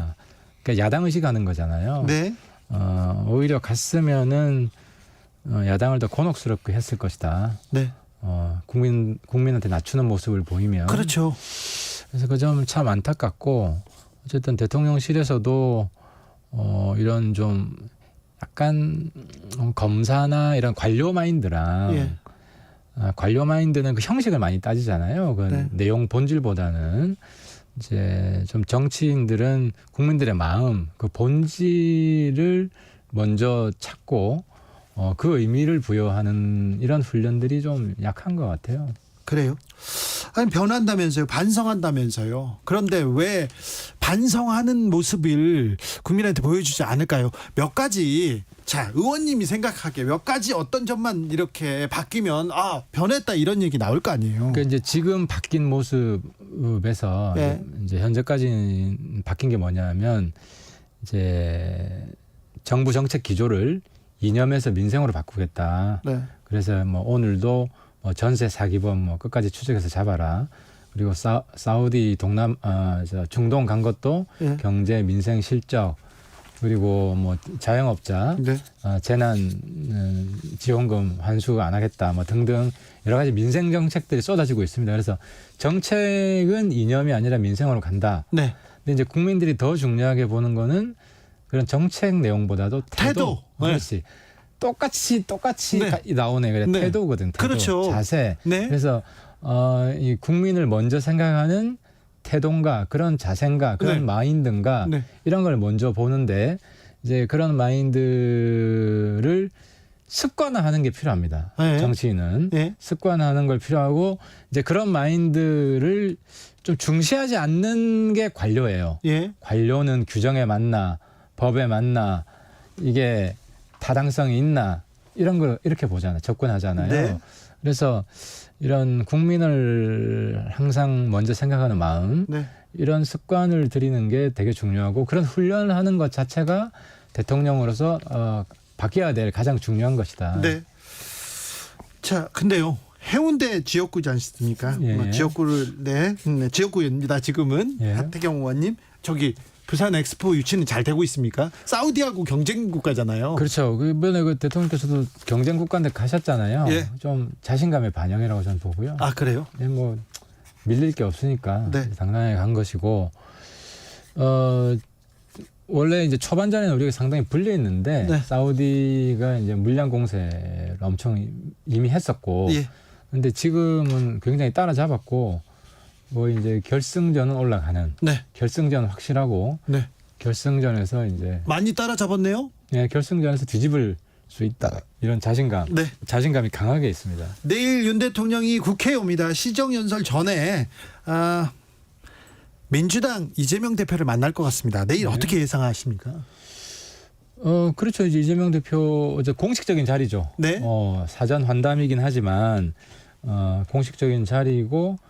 기존에 이제 검찰 기소 과정은 거의 끝났잖아요. 그래서 이제 법원으로 넘어간 거 아닙니까? 검찰의 시간이 아니라 이재명 여러 사건들은 법원의 시간이고, 법원은 대통령과 분리된 3부 아닙니까? 그 검찰은 어쨌든 행정부 소속이지만, 그래서 야당 대표하고도 이제 관계 정상화를 하는 그 첫 출발이 될 것 같습니다. 그렇습니까? 이뇨한 혁신위는 바삐 움직입니다. 자, 이태원 참사 추도식에 개인 자격으로 이렇게 이뇨한 위원장 갔고요. 오늘은 네. 광주 5.18 묘역 이렇게 참배했습니다. 어찌 보십니까?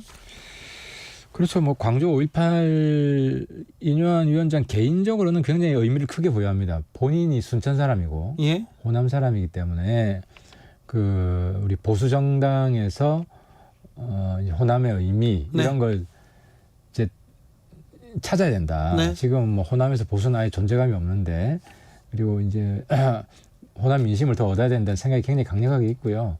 그런 의지의 표현이죠. 그래서 그 전에 김종인 대표는 5.18의 어떤 역사적 의미에 대한 보수와의 화해 네. 뭐 이런 게 핵심이었다면 이뇨한 위원장의 방문은 네. 호남에 있어서 우리 보수정당 국민의힘의 자리 재정립 네. 뭐 이런 의미가 있습니다. 그래요? 아무튼 이뇨한 위원장 5.18 묘역에서 무릎을 꿇었습니다. 피해자 후손들도 좀 챙겨달라 이렇게 얘기하고 용서는 하되 잊지 말자 얘기했습니다. 이뇨한 혁신위원장이 5.18 때 통역을 했다는 이유로 군사정권의 적 감시 대상이 돼가지고 고초를 겪기도 했습니다. 네. 그렇죠. 원래는 이제 민주당 성향이 강했죠.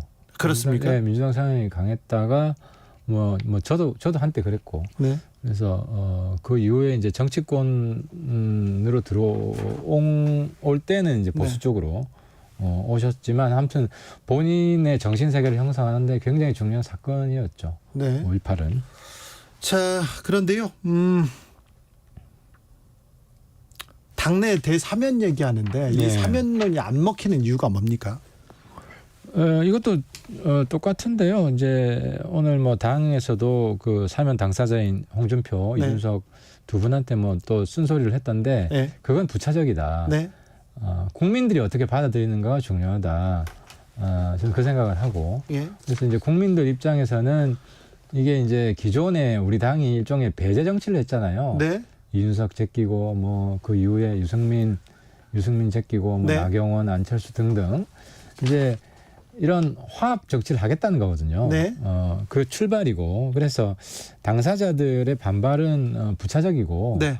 국민들 입장에서는 어쨌든 우리 당이 예. 변하려고 한다. 뭐 단합하려고 한다. 혁신하려고 한다. 네. 그런 메시지로 받아들일 겁니다. 근데 뭐 홍 시장도 그렇고요. 이준석 전 대표도 그렇고 전혀 좀 화합 뭐라고 해야 되나 손바닥이 마주치지는 않는 것 같아요. 뭐 여기에다 여기에 대해서 조금 그게 조금 이제 두 분 시각이 조금 서로 다른데 네.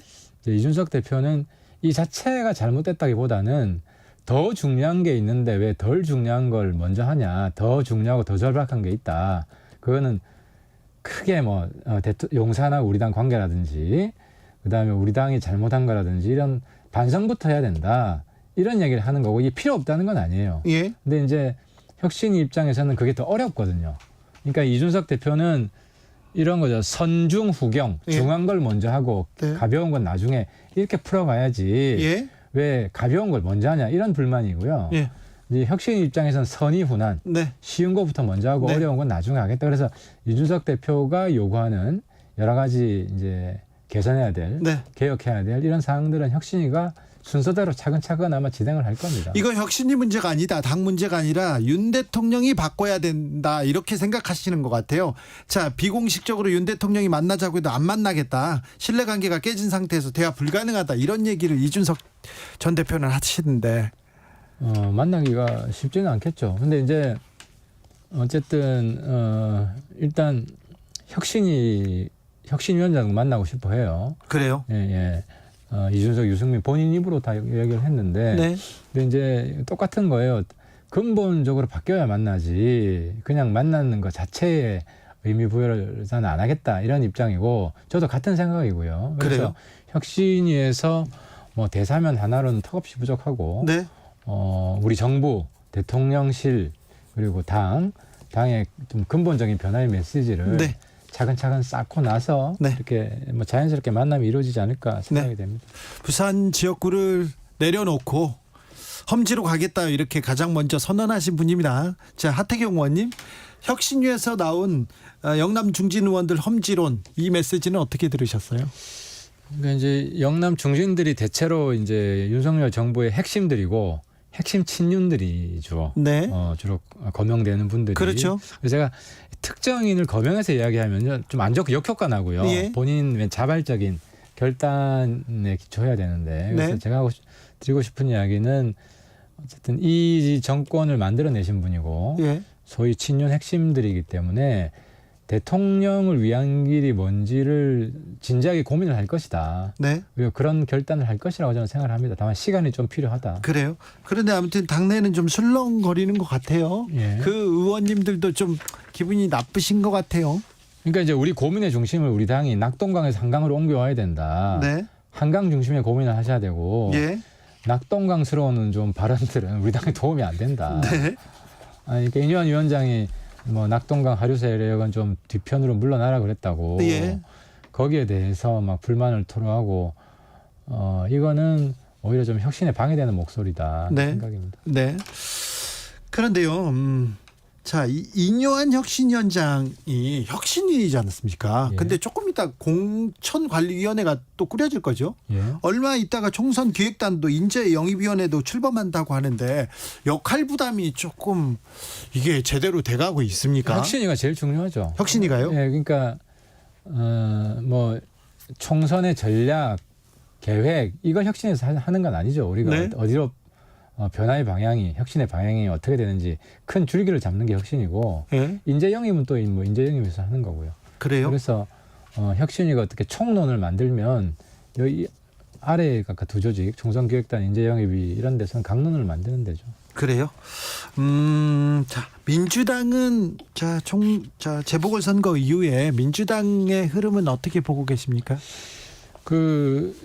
이재명 대표에게 정치적으로 배울 게 참 많다 우리 당이. 그래요? 대통령도 마찬가지인데 겉으로는 화합 탕평을 이야기하지만 속으로 조용히 지금 날리고 있잖아요. 조용히 날려요? 조용히 자객 갖다 놓고 조용히 뭐 누구죠 최고위원 뭐 한 분 또 자기 편으로 갖다 놓고, 그러니까 이 국민들한테 주는 메시지는 네. 리더의 메시지는 굉장히 밝고 맑고 미래지향적이고 화합하고 당평하고 이런 거여야 되거든요. 네.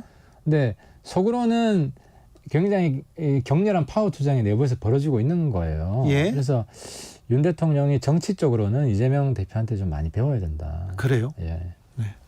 뭐 이렇게 살짝 축혀주시면서 이렇게 속된 말로 이렇게 한 방 이렇게 때리는 것 같은 그런 생각. 보통 정치를 잘하고 선수라 그러죠. 아, 그렇습니까? 그러면 민주당은 앞으로는 어떻게 할 것 같습니까? 사실 뭐 우리 당 지금 상황이 예. 뭐 코가 석자라 가지고 예. 자, 민주당이 어떻게? 자, 이 상태로 이렇게 흘러가다가 가면 네. 총선을 곧 치를 거 아닙니까? 근데 이제 제 입장에서는 네. 민주당 의원들 저도 뭐 많이 알고 또 네. 잘 아는데 우리 당하고 충분히 대화가 되는 분들이 있습니다. 예. 그런 합리적인 분들이 있고 그분들하고는 내용적으로 좀 협력, 연대를 강화하는 이런 노력들이 좀 필요하다 예. 하는 생각이고요. 예. 그래서 이제 그분들을 뭐 범중도로 보면 네. 윤석열 정부의 방향도 그런 중도와 보수 예. 대연정으로 가야 된다. 네.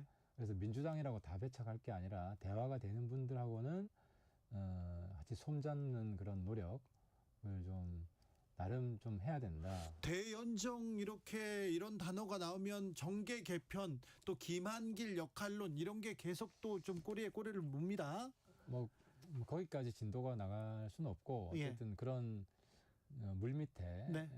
그런 노력들은 네. 왜냐하면 내년 총선 이후에 또 정치 지형이 어떻게 변할지 모르고 예. 그래서 윤석열 정부 입장에서는 국회의 안정적인 다수 확보가 필요하잖아요. 네. 자력으로 안 되면 또 협력하는 또 이제 세력들을 관계를 잘 맺을 필요가 있죠. 네. 미리 그런 것까지 좀 고려해 가면서 네. 정무적인 관계를 잘 맺었으면 좋겠다. 이현주 전 의원 얘기 이렇게 들어보고요. 이준석 전 대표 행보 이렇게 보면은 국민의힘 주변에서 신당이 생길 것 같습니다. 그런 가능성이 좀 높아 보이는데요. 그 이제 신당이 누가 주도하는 신당이냐 예. 이게 굉장히 파괴력을 결정을 할 건데 네. 예, 현재로 봤을 때는 혁신이가 성공하면 네. 이준석, 유승민 이쪽은 우리랑 같이 할 겁니다. 아 그래요? 예, 예. 왜냐하면 그분들이 네. 이 바꾸자고 하는 걸 뭐 다 들어주면 그분들이 나갈 명분이 없죠. 그렇지 않으면요. 그래서 저는 혁신이가 이년 위원장하고 제가 자주 이야기를 하는데 네. 혁신의 방향이나 네. 의지가 굉장히 강합니다. 그래요? 예. 물론 당내에 좀 반발하는 기류가 있을 텐데 그 부분은 좀 과감하게 싸워야죠. 네. 싸울 의지도 있다고 봅니다. 이뇨한 혁신위원장 그 신망 받던 사람 외부에서 이렇게 모셔다 놓고 좀 그 뭐라고 해야 되나요? 정치권에서 국민의힘에서 하기 어려운 일만 이렇게 시키시는 거 아닌가 이런 생각도 들어요. 시키는 게 아니라 네. 본인이 원래 스타일이 그래요. 의지가 있어요. 본인 원래 스타일이 욕 먹어도 합니까? 굉장히 소신이 강하고 추진력도 강하고. 예. 그렇습니다. 그래서 저도 대화를 해보면은 네. 본인이 철저하게 믿고 있는 것은 뭐 제가 다른 의견을 내더라도 잘 안 먹히더라고요. 근데 그래요? 아무튼 중요한 혁신 방향은 저랑 거의 생각이 같아서 그래요? 잘 해낼 거라고 생각을 합니다. 아, 네. 의원님은 기대가 크군요. 예. 당에서 잘 도와줄까요? 대통령실에서 도와줄까요? 뭐 장애물이 좀 있죠. 장애물이 있죠. 있는데 네. 대통령을 위한 길이기도 합니다. 이게. 예, 그리고 국민의힘을 위한 길이기도 하겠죠. 당연하죠. 그런데요. 근데 이제 내부에 어쨌든 기득권이 있지 않습니까? 네. 그래서 이제 충돌은 좀 불가피한 면은 있고요. 예. 근데 거기에 지레 겁을 먹고 움츠러들어서는 안 되고. 예. 돌파해 나가야 되고. 그래서 저도 오늘 이제 수도권 원외위원장 모임을 했는데. 네. 원외위원장들은 더 절박하고 더 어려운 분들이거든요. 그렇죠. 거기서 나오는 목소리는 지금 혁신위에 나오는 것보다 아마 뭐 10배, 100배 더 강합니다. 네. 그래서 이제 그런 목소리들을 저도 외곽에서 가감없이 전달을 하고 네. 아무튼 혁신의 에너지를 계속해서 좀 밀어드릴 생각입니다. 그래요? 자, 국민들도 국민의힘 혁신위가 어떻게 흘러가나 이거 굉장히 관심이 있는데 잘 가고 있는 건가? 이게는 좀 처음에는 기대감이 아예 없다가 예? 지금 뭐 좀 하려고 하네 이 정도인 것 같아요. 그래요? 예, 뭐 좀 하려고 하네. 좀 지켜보자. 네. 뭐 그 쳐다볼 필요 있겠어 하다가. 네. 그래도 조금씩. 네, 시간이 지나면은 좀 더 나아질 거라고 생각합니다. 네. 저기 외교 통일에 그리고 국방 얘기까지 여쭤보고 싶은데 이것도 알 것 같아요. 또 하태경 의원은 알 것 같아요. 윤 대통령이 장성 진급 인사를 이렇게 확 갈아치웠지 않습니까? 대장 인사 다 했지 않습니까? 왜 갑자기 이렇게? 그 대통령 인사라기보다 제가 볼 때는 장관 인사인데요. 예. 신원식 장관이 군에 대해서 훤합니다. 네. 사람들 다 알고. 네. 그래서 실제로 뭐 안보 위주로 군 내에서 능력 있는 사람 능력 위주의 인선을 했을 겁니다. 능력 위주의 인사 이동했다. 그렇죠. 네. 신원식 뭐 그분은 뭐 정치적 욕심도 별로 없고요. 네. 국방 안보 하나밖에 없는 분이에요. 네. 그런데 7명 중에 영남 4명, 호남 0 이런 식으로 이렇게는 박정희 전 대통령도 이렇게 인사하진 않았어 이렇게 얘기 나오는데 정무적 고려를 안 했다는 증거이죠. 네. 능력 중심에 안배를 했다는 거죠. 보통 이제 정무적 고려를 능력이 아니라 정무적인 고려가 더 크면 보통 배려도 하는데 영원한 배려를 하잖아요. 능력 위주였다. 철저하게 능력 위주로 한 겁니다. 아이고 근데 뭐 저 윤석열 정부에서는 뭐 저 대통령과 친한 사람들 검사 출신들 그리고 옛날에 이명박 정권 사람들 이렇게 다 이렇게 기용해 놓고 능력 위주다 이렇게 얘기하더라고요. 제가 당부드리고 싶은 것은 군 인사가 여기 끝이 아니기 때문에 조금 지켜봤죠. 조금 이제 국민 통합형 인사도 조금 곁들여 주셨으면 좋겠다. 그렇죠. 통합 얘기를 했는데 통합 부분에 대해서는 특별히 좀 부족한 것 같아요. 그죠? 그건 뭐 2차 인선할 때 그 부분도 좀 고려를 해서 다른 부분도 그랬으면 좋겠습니다. 자, 이제 영남의 민심, 호남의 민심보다 수도권 민심이 총선에 가장 중요합니다. 특별히 하태경 의원한테도 이제 부산 민심보다 수도권 민심이 제 문제죠. 이제 제가 절박합니다. 절박하잖아요. 와서 느끼실까요? 아니에요. 하루가 다르게. 그래서 저보고 뭐 지역을 빨리 정해라 그러는데 지금 지역 정하는 것보다 더 중요한 게 예. 지금 국민의힘으로 나가면 다 떨어집니다. 지금요 수도권에서. 네, 그렇죠. 그래서 제 개인 플레이를 할 시간이 아니라 네. 지금 수도권 출마자들하고 좀 팀 플레이를 해서 네. 전반적인 당 지지율을 높이고. 그렇죠. 그러니까 혁신이 저 일도 사실 제 일입니다. 생명줄이에요. 저게 성공을 해야 우리 당도 재평가를 받고 인식이 좋아지기 때문에 네. 저도 지금 우리 당 전체적인 그래서 제가 지금 수도권 민심 들어본다 지금 기획 시리즈를 계속 하고 있거든요. 네. 오늘 1편을 했고 예. 매주 한 번씩 할 겁니다. 그래요. 매주 한 번씩 해서 네. 우리 모두가 공생할 수 있는 길을 좀 찾아야죠. 지금 이대로는 공멸합니까? 지금 그렇죠. 이대로면 네. 국민의힘 안 됩니까? 그렇죠. 뭐 당도 쪼개질 가능성이 많고 혁신에 실패하면 네. 보수 분열에 네. 뭐 거의 윤석열 정부는 사실상 끝난 정부 이렇게 될 가능성이 많죠. 이번 혁신위가 실패하면 그렇죠. 총선 성적도 뭐 뻔하고 총선 성적은 대통령 지지율 보면 알거든요. 네. 그래서 윤석열 정부도 살고 네. 우리도 살고 네. 이러려면 수도권 민심 좀 면밀히 고찰을 해서 네. 이걸 타개해 나가야 될 진짜 절박한 이런 상황입니다. 대안을 찾아야 됩니다. 알겠습니다. 국민의힘 혁신 이야기 그리고 수도권 민심 이야기 또 듣겠습니다. 하태경 의원이었습니다. 감사합니다. 네, 고맙습니다. 정치 피로, 사건 사고로 인한 피로, 고달픈 일상에서 오는 피로. 오늘 시사하셨습니까? 경험해보세요. 들은 날과 안 들은 날의 차이. 여러분의 피로를 날려줄 저녁 한 끼 시사 추진우 라이브.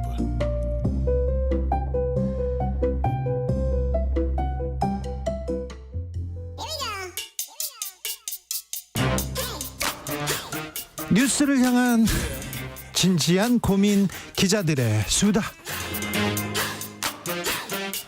라이브 기자실을 찾은 오늘의 기자는 은지혁이요. 시사인 김은지입니다. 오늘 준비한 첫 번째 뉴스부터 가보겠습니다. 네, 법사위 종합국감장에서 무협지가 소환됐습니다. 무협지요? 어떤 내용입니까? 네, 김의겸 더불어민주당 의원이 이제 공개한 내용인데요. 네. 10월 26일 국정감사에서 감사원 내부 업무 지침으로 활용되는 일명 공감 노트라는 것을 공개했습니다. 공감 노트요? 네, 여기에 이제 유병호 사무총장의 업무 스타일이 이제 쓰여 있다라는 식의 주장을 한 건데요.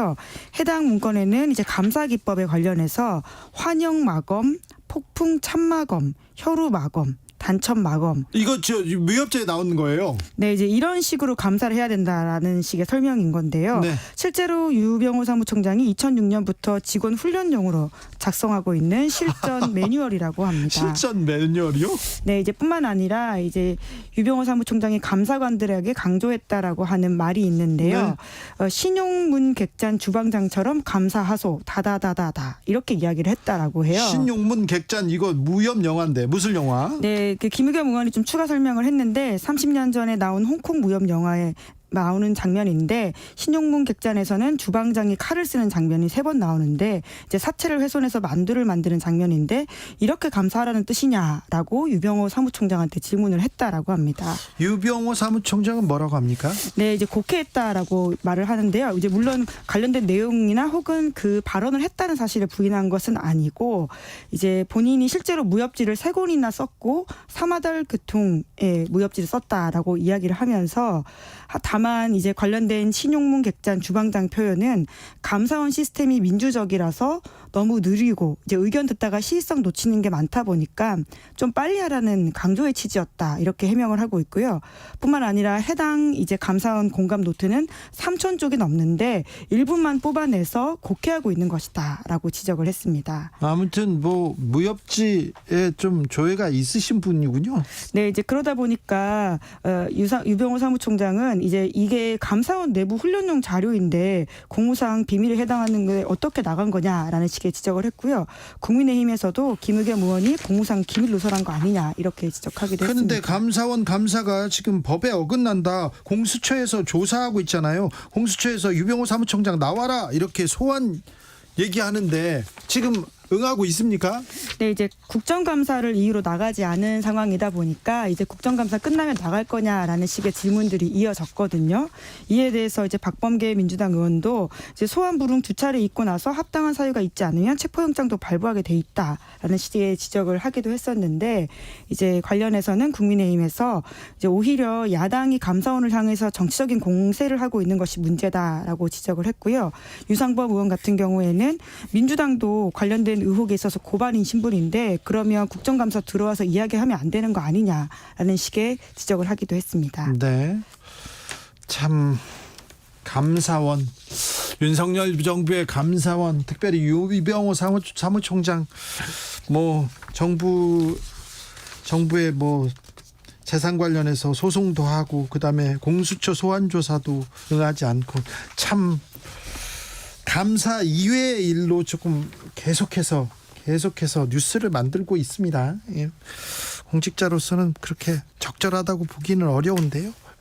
자, 감사원 어떻게 가는지 지켜보겠습니다. 다음 뉴스 가보겠습니다. 네, 골프채를 받은 혐의 등으로 기소가 된 현직 부장 판사에게 판사가 있었죠. 예, 무죄가 선고됐습니다. 아니, 골프채 받았잖아요. 뇌물 받았잖아요. 그런데 어떻게 무죄라는 거죠? 네, 주진우 라이브에서 계속 좀 관련된 소식을 전해드린 바가 있고요. 자, 자세히 봅시다. 네, 1심에서 무죄가 선고된 건데 지난 10월 26일 인천지법 형사 14부 류경진 부장판사의 판단입니다. 보겠습니다. 네, 혐의가 알선 뇌물 수수 및 정보통신망법 위반 혐의라고 할 수 있습니다. 네. 이 사건이 벌어진 게 2019년인데요. 네. 당시에 이제 마트 유통업자에게 52만 원 상당의 골프채 세트와 25만 원짜리 과일 상자를 받은 혐의로 기소가 됐습니다. 아니 근데 52만 원짜리 골프채 세트라고요? 부장 판사한테 이거 참 예. 네, 이제 이후에 말씀드릴 텐데요. 이게 네. 소위 말하는 가품이 이제 이었다라는 건데요. 네, 자. 네, 뿐만 아니라 이제 해당 부장 판사가 1년 전에는 이제 B 씨로부터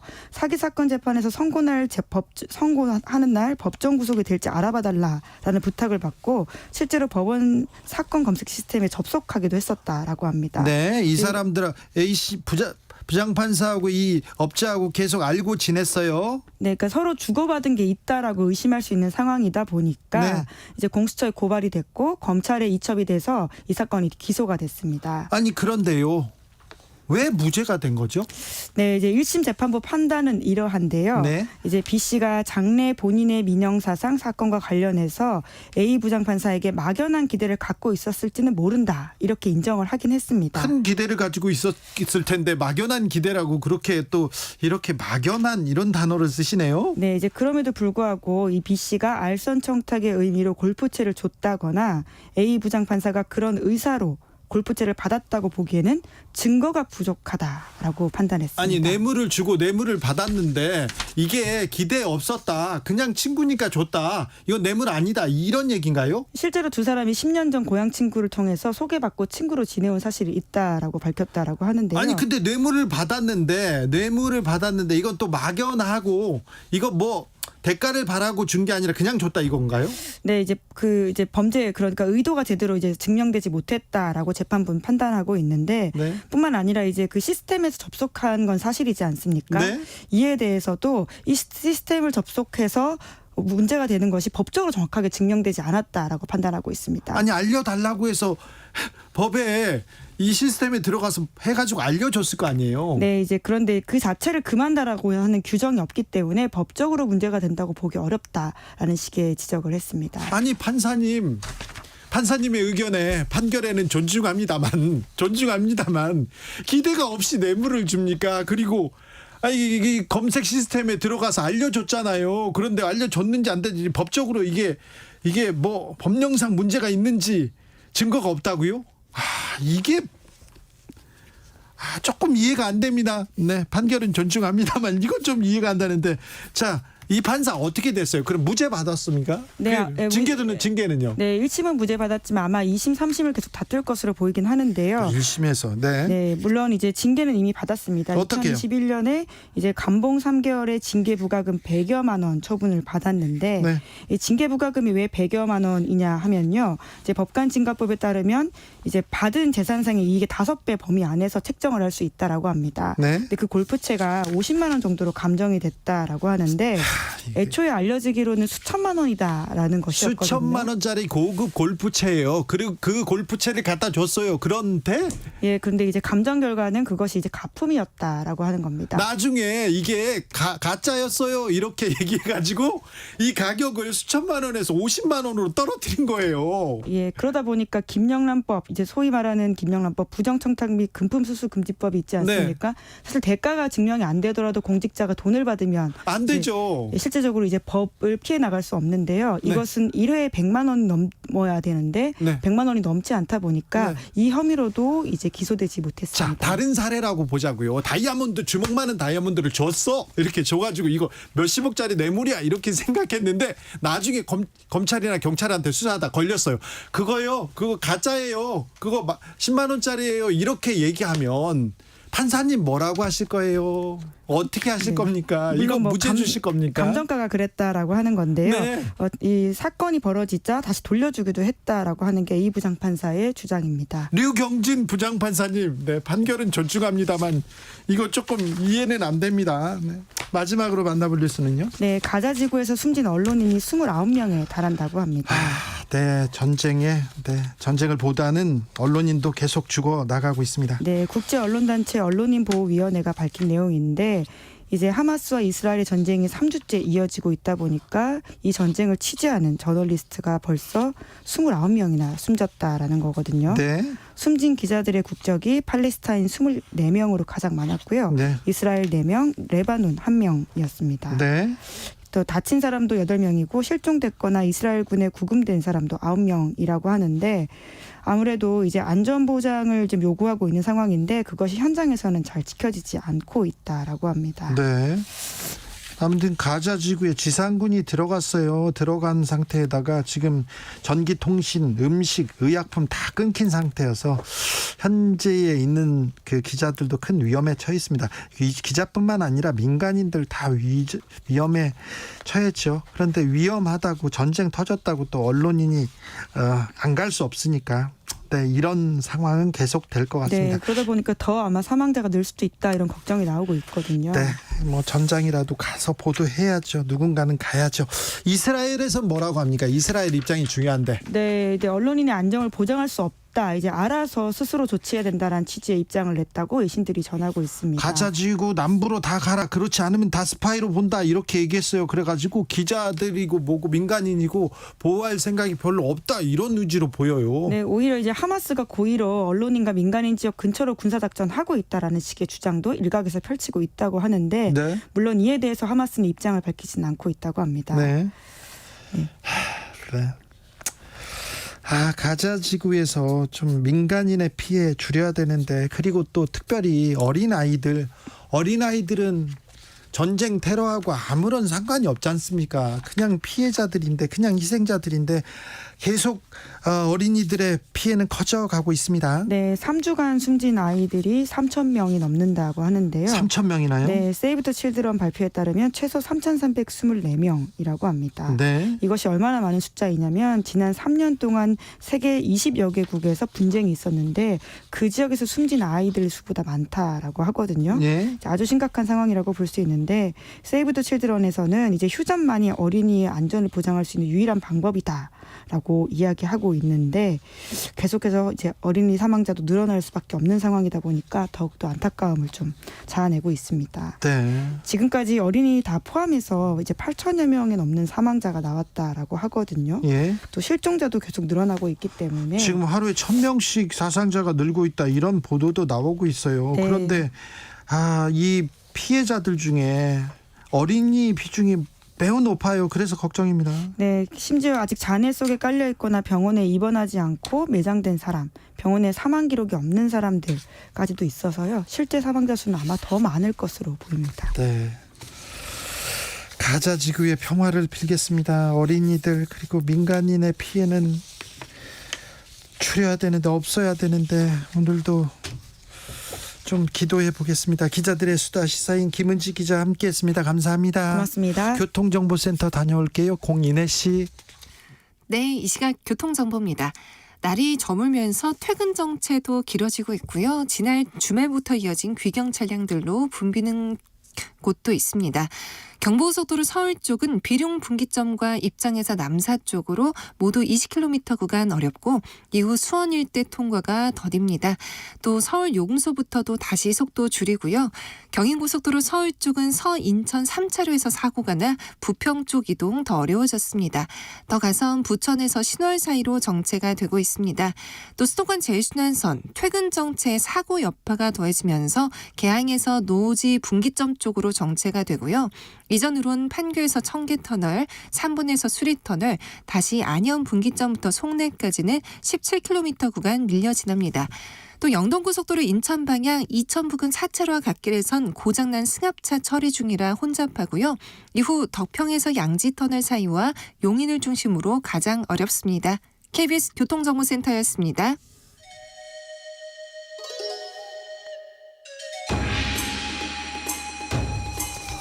빛보다 빠르게 슉슉, 바람보다 가볍게 슉슉, 경제 공부 술술. 경제를 알아야 인생의 고수가 된다. 경공술. 오늘의 경제 선생님은 MZ세대를 위해서 연구하시는 분입니다. 김정인 이사님 모셨습니다. 어서 오세요. 안녕하세요. 네.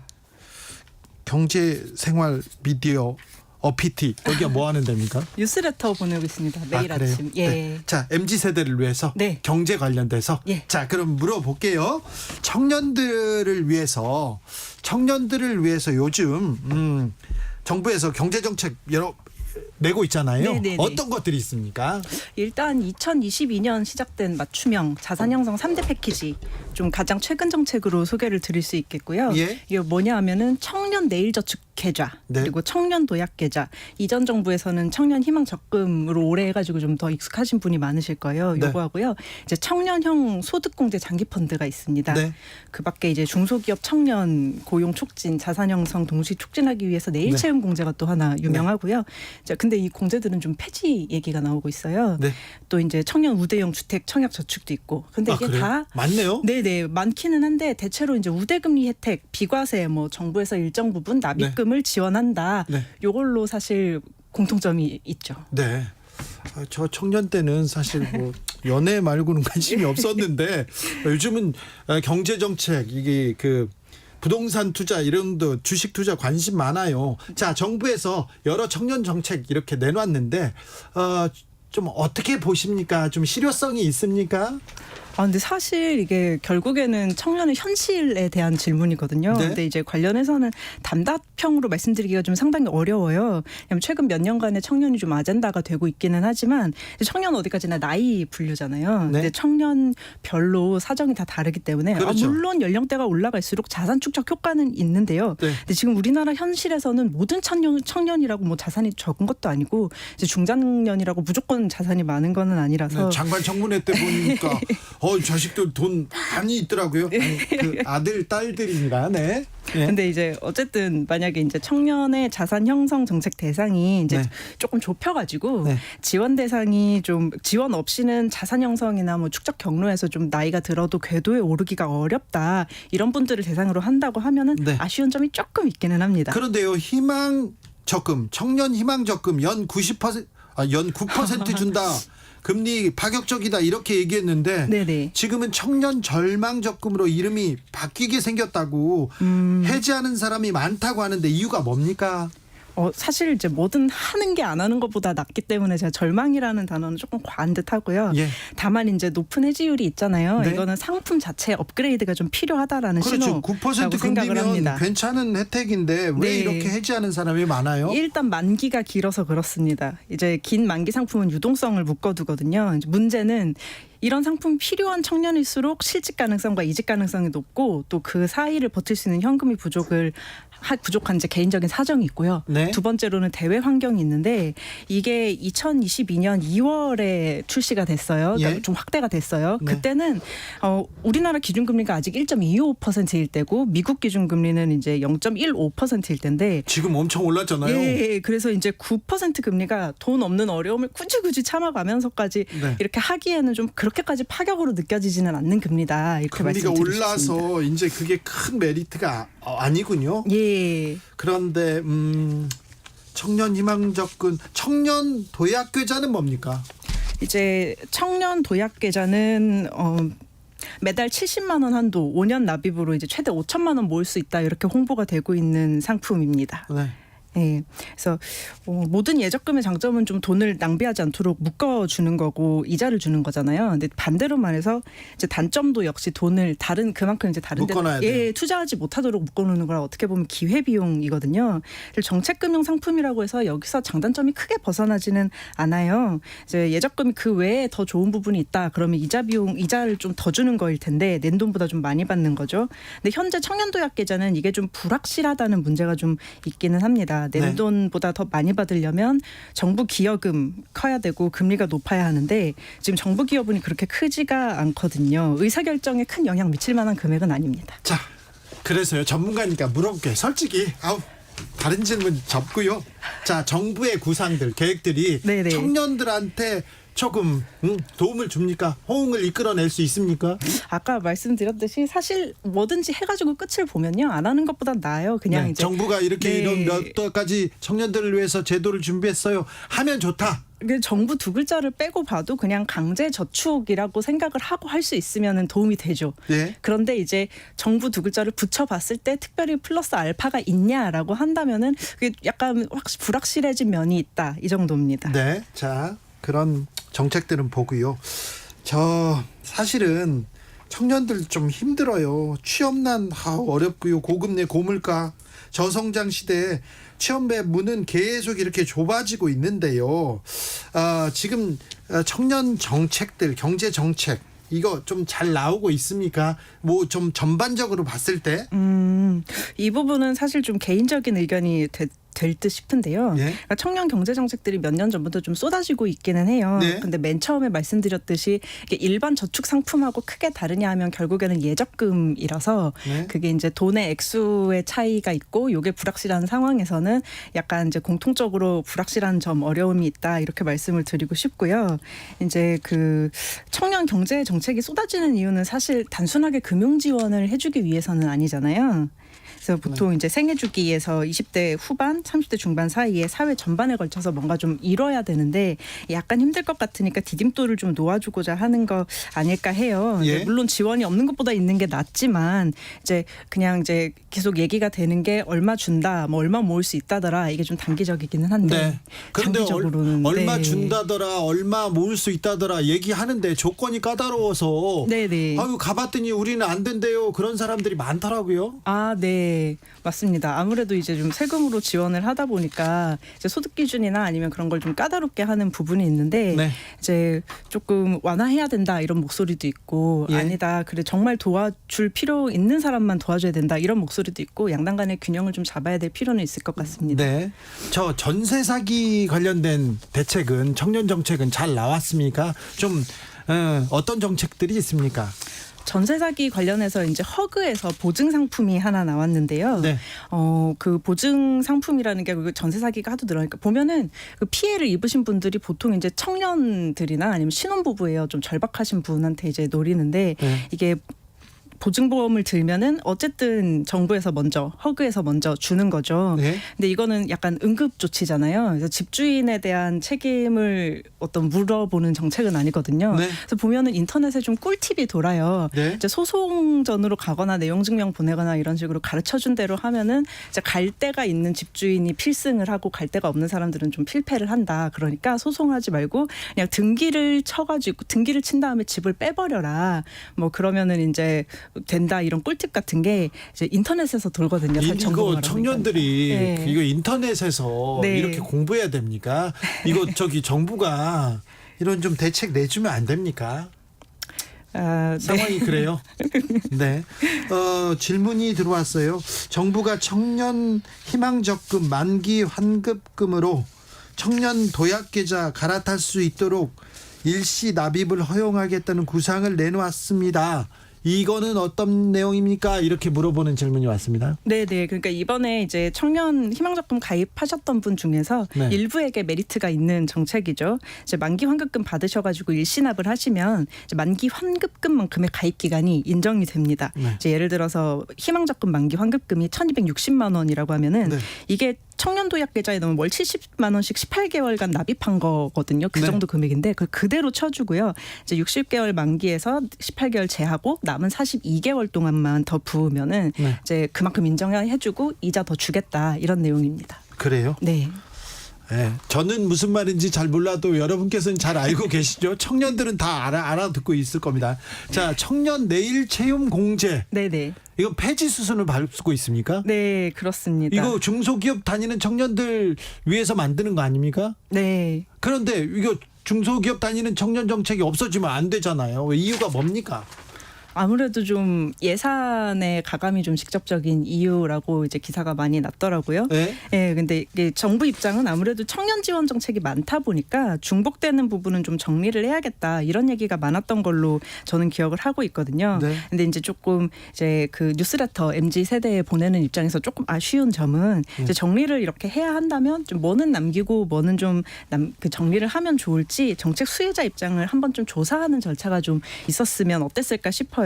이제 네. 저희가 정부와 함께 그런 프로젝트도 진행을 하고 있기는 한데, 그러니까 정부에서 요즘 청년들하고 직접 소통하는 채널 늘리려고 노력 중이기는 하거든요. 근데 네. 여기에도 해당이 됐었으면 참 좋았겠다. 왜냐하면 만족도가 조금 있었던 상품이니까. 네. 지금은 제가 청년금융정책 중에 뭐가 남아서 좋다, 싫다 이렇게 말씀을 드리기에는 이제 근거가 약간 이제 해본 바가 없어서 부족한 점이 있어서 너무 아쉽습니다. 그래도 전문가니까 알려주셔야죠. 자.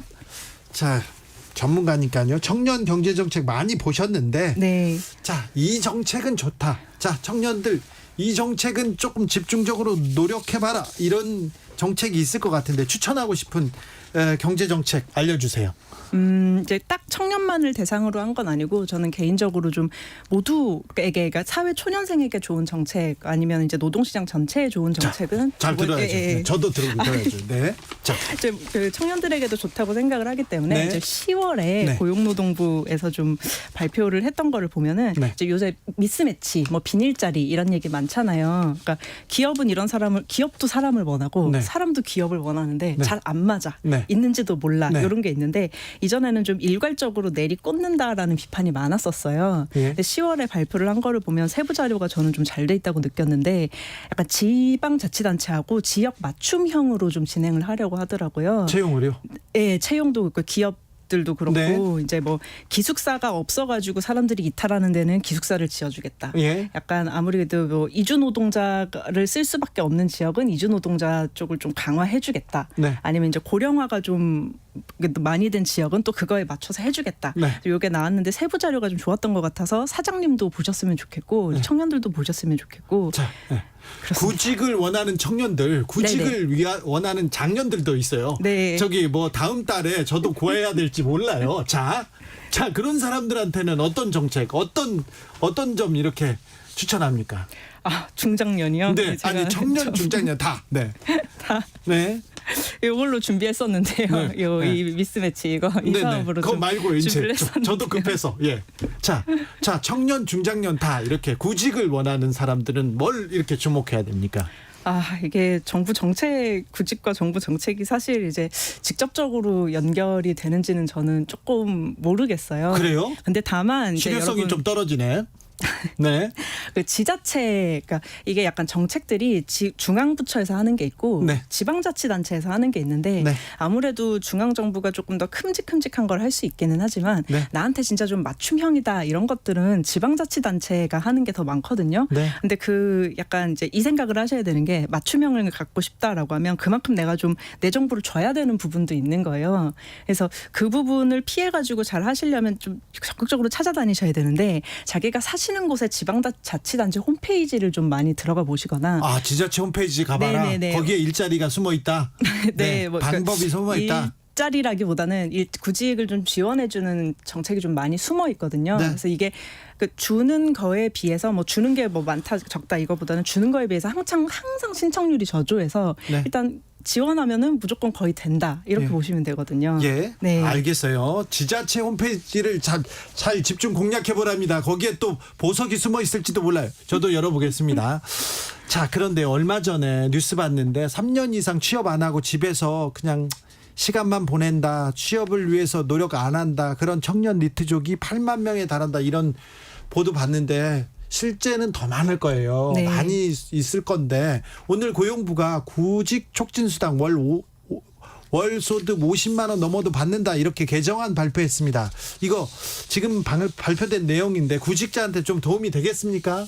저는 일단 뭔가가 나오면 이제 크게 좀 평가를 하기보다는 네. 뭐가 나오면 일단 해보시라. 왜냐하면 나오면 해봐라. 네, 나오면 가서. 해보시라. 일단 되면 무조건 좋은 거잖아요. 그렇죠. 네, 그래서 저는 그렇게 좀 생각을 하고 있습니다. 자, 정책이 나오면 묻고 따지지 말고 괜찮으면 일단 도전해봐라. 네. 네, 한번 나한테 맞을 수도 있으니 가봐라. 네. 지자체 홈페이지 들어가봐라. 네. 자, 청년들한테 사실은 네. 막막하잖아요. 네. 사실은 청년 아니어도 막막해요. 20대 때 사회초년병, 아우 사회가 왜 이렇게 험하니 이렇게 생각하니 조금 있으면 더 험해집니다. 죄송한데 어쩔 수 없습니다. 현실이. 그런데 자, 조금 재테크를 해서 미래를 좀 대비하고 싶어 그런 분들이 많은데 청년들한테 추천하는 재테크 방법 있습니까? 이게 제가 너무 계속 교과서적인 모범답안만 말씀을 드려서 좀 재미가 없을 것 같은데. 그러면 모범답안 말고 다른 답안을 주세요. 모범답안을 드려야 될 것 같습니다. 네. 사실 이제 어디를 가든 이제 워낙 이제 뉴스레터, 뭐 금융 이러면 재테크를 생각을 많이 하세요. 네. 근데 저희는 오히려 한창 이제 주식이 불타오를 때에도 일부러 그 말씀은 안 드렸습니다. 왜냐하면 이제 일확천금 이런 거는 저희는 좀 지양하고 있고요. 그렇죠. 일확천금 그런 거는 없으니까. 네. 그래서 영원에서 시작하는 단계라고 치면은 네. 사실 정확합니다. 월급을 최대한 많이 받고 돈을 안 써야 모입니다. 너무 그렇죠. 당연하죠. 근데 네. 이제 월급을 많이 받는 거는 제 마음대로 되는 게 아니죠. 아니어서요. 네. 최대한 이제 덜 쓰셔야 되는데. 사장님이 많이 안 주려고 그래요. 어디나. 이게 종잣돈은 꼭 모으시라고, 무슨 일이 있어도 그렇죠. 모으시라고. 자, 왜냐하면 종잣돈 모으기. 어차피 재테크를 한다는 게 원금을 받아가지고 내가 여기다가 플러스 알파를 붙여가겠다는 얘기잖아요. 그렇죠. 근데 100원에다가 100% 붙여봤자 200원밖에 안 되거든요. 네. 그래서 연봉만큼의 종잣돈은 꼭 모으셔라. 근데 이제 처음에는? 혼자 모으면 너무 힘이 드니까 네. 주변 사람들이랑 같이 이제 조금 같이 모여요? 네, 저희가 같이 모아야 돼요? 같이 모으면 술 먹고 같이 먹으면 돈 쓰는 거 아닌가요? 같이 돈을 모아보자. 네네네. 그것도 좋은 방법. 네. 네, 왜냐하면 이제 그것도 약간 네. 경쟁심이 붙어서 우리나라 사람들은 또 이제 그렇죠. 너 얼마 안 썼어? 나도 오늘 하나도 안 썼어. 약간 이게 좀 돼야 좀 빨리 이제 모여지거든요. 그렇네요. 네네. 그리고 이제 조금 더 드리고 싶은 말씀이 있으면 이게 종잣돈 모으는 과정이 진짜 지루한데 조금 네. 더 지루한 걸 하셔라. 내가 진짜 돈이 생겨가지고 투자를 하기 시작하면 이게 정말로 돈이 왔다 갔다 하기 때문에 공부가 잘 안 돼요. 네. 그래서 종잣돈 모으시는 과정에 공부를 좀 하셔가지고 자신이 모은 자산 규모에 따라 적절한 방법을 미리 찾으셔야 된다. 이제 1천만 원 있는데 1억 가지신 분이랑 같이 투자하려면 너무 어려운데 그러니까 조금 유명한 분들 이제 가르침을 받고자 어딘가 들어가서 보면 그분들은 억에 뭐가 많이 붙어 계시는 분들 가르쳐 주시거든요. 이러면 조금 어려울 수 있다. 줏대를 가지셔라. 이렇게 말씀을 드립니다. 알겠습니다. 네. 새겨 듣겠습니다.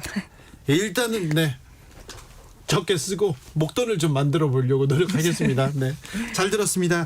김정인 PT 이사님이었습니다. 감사합니다. 감사합니다. 네.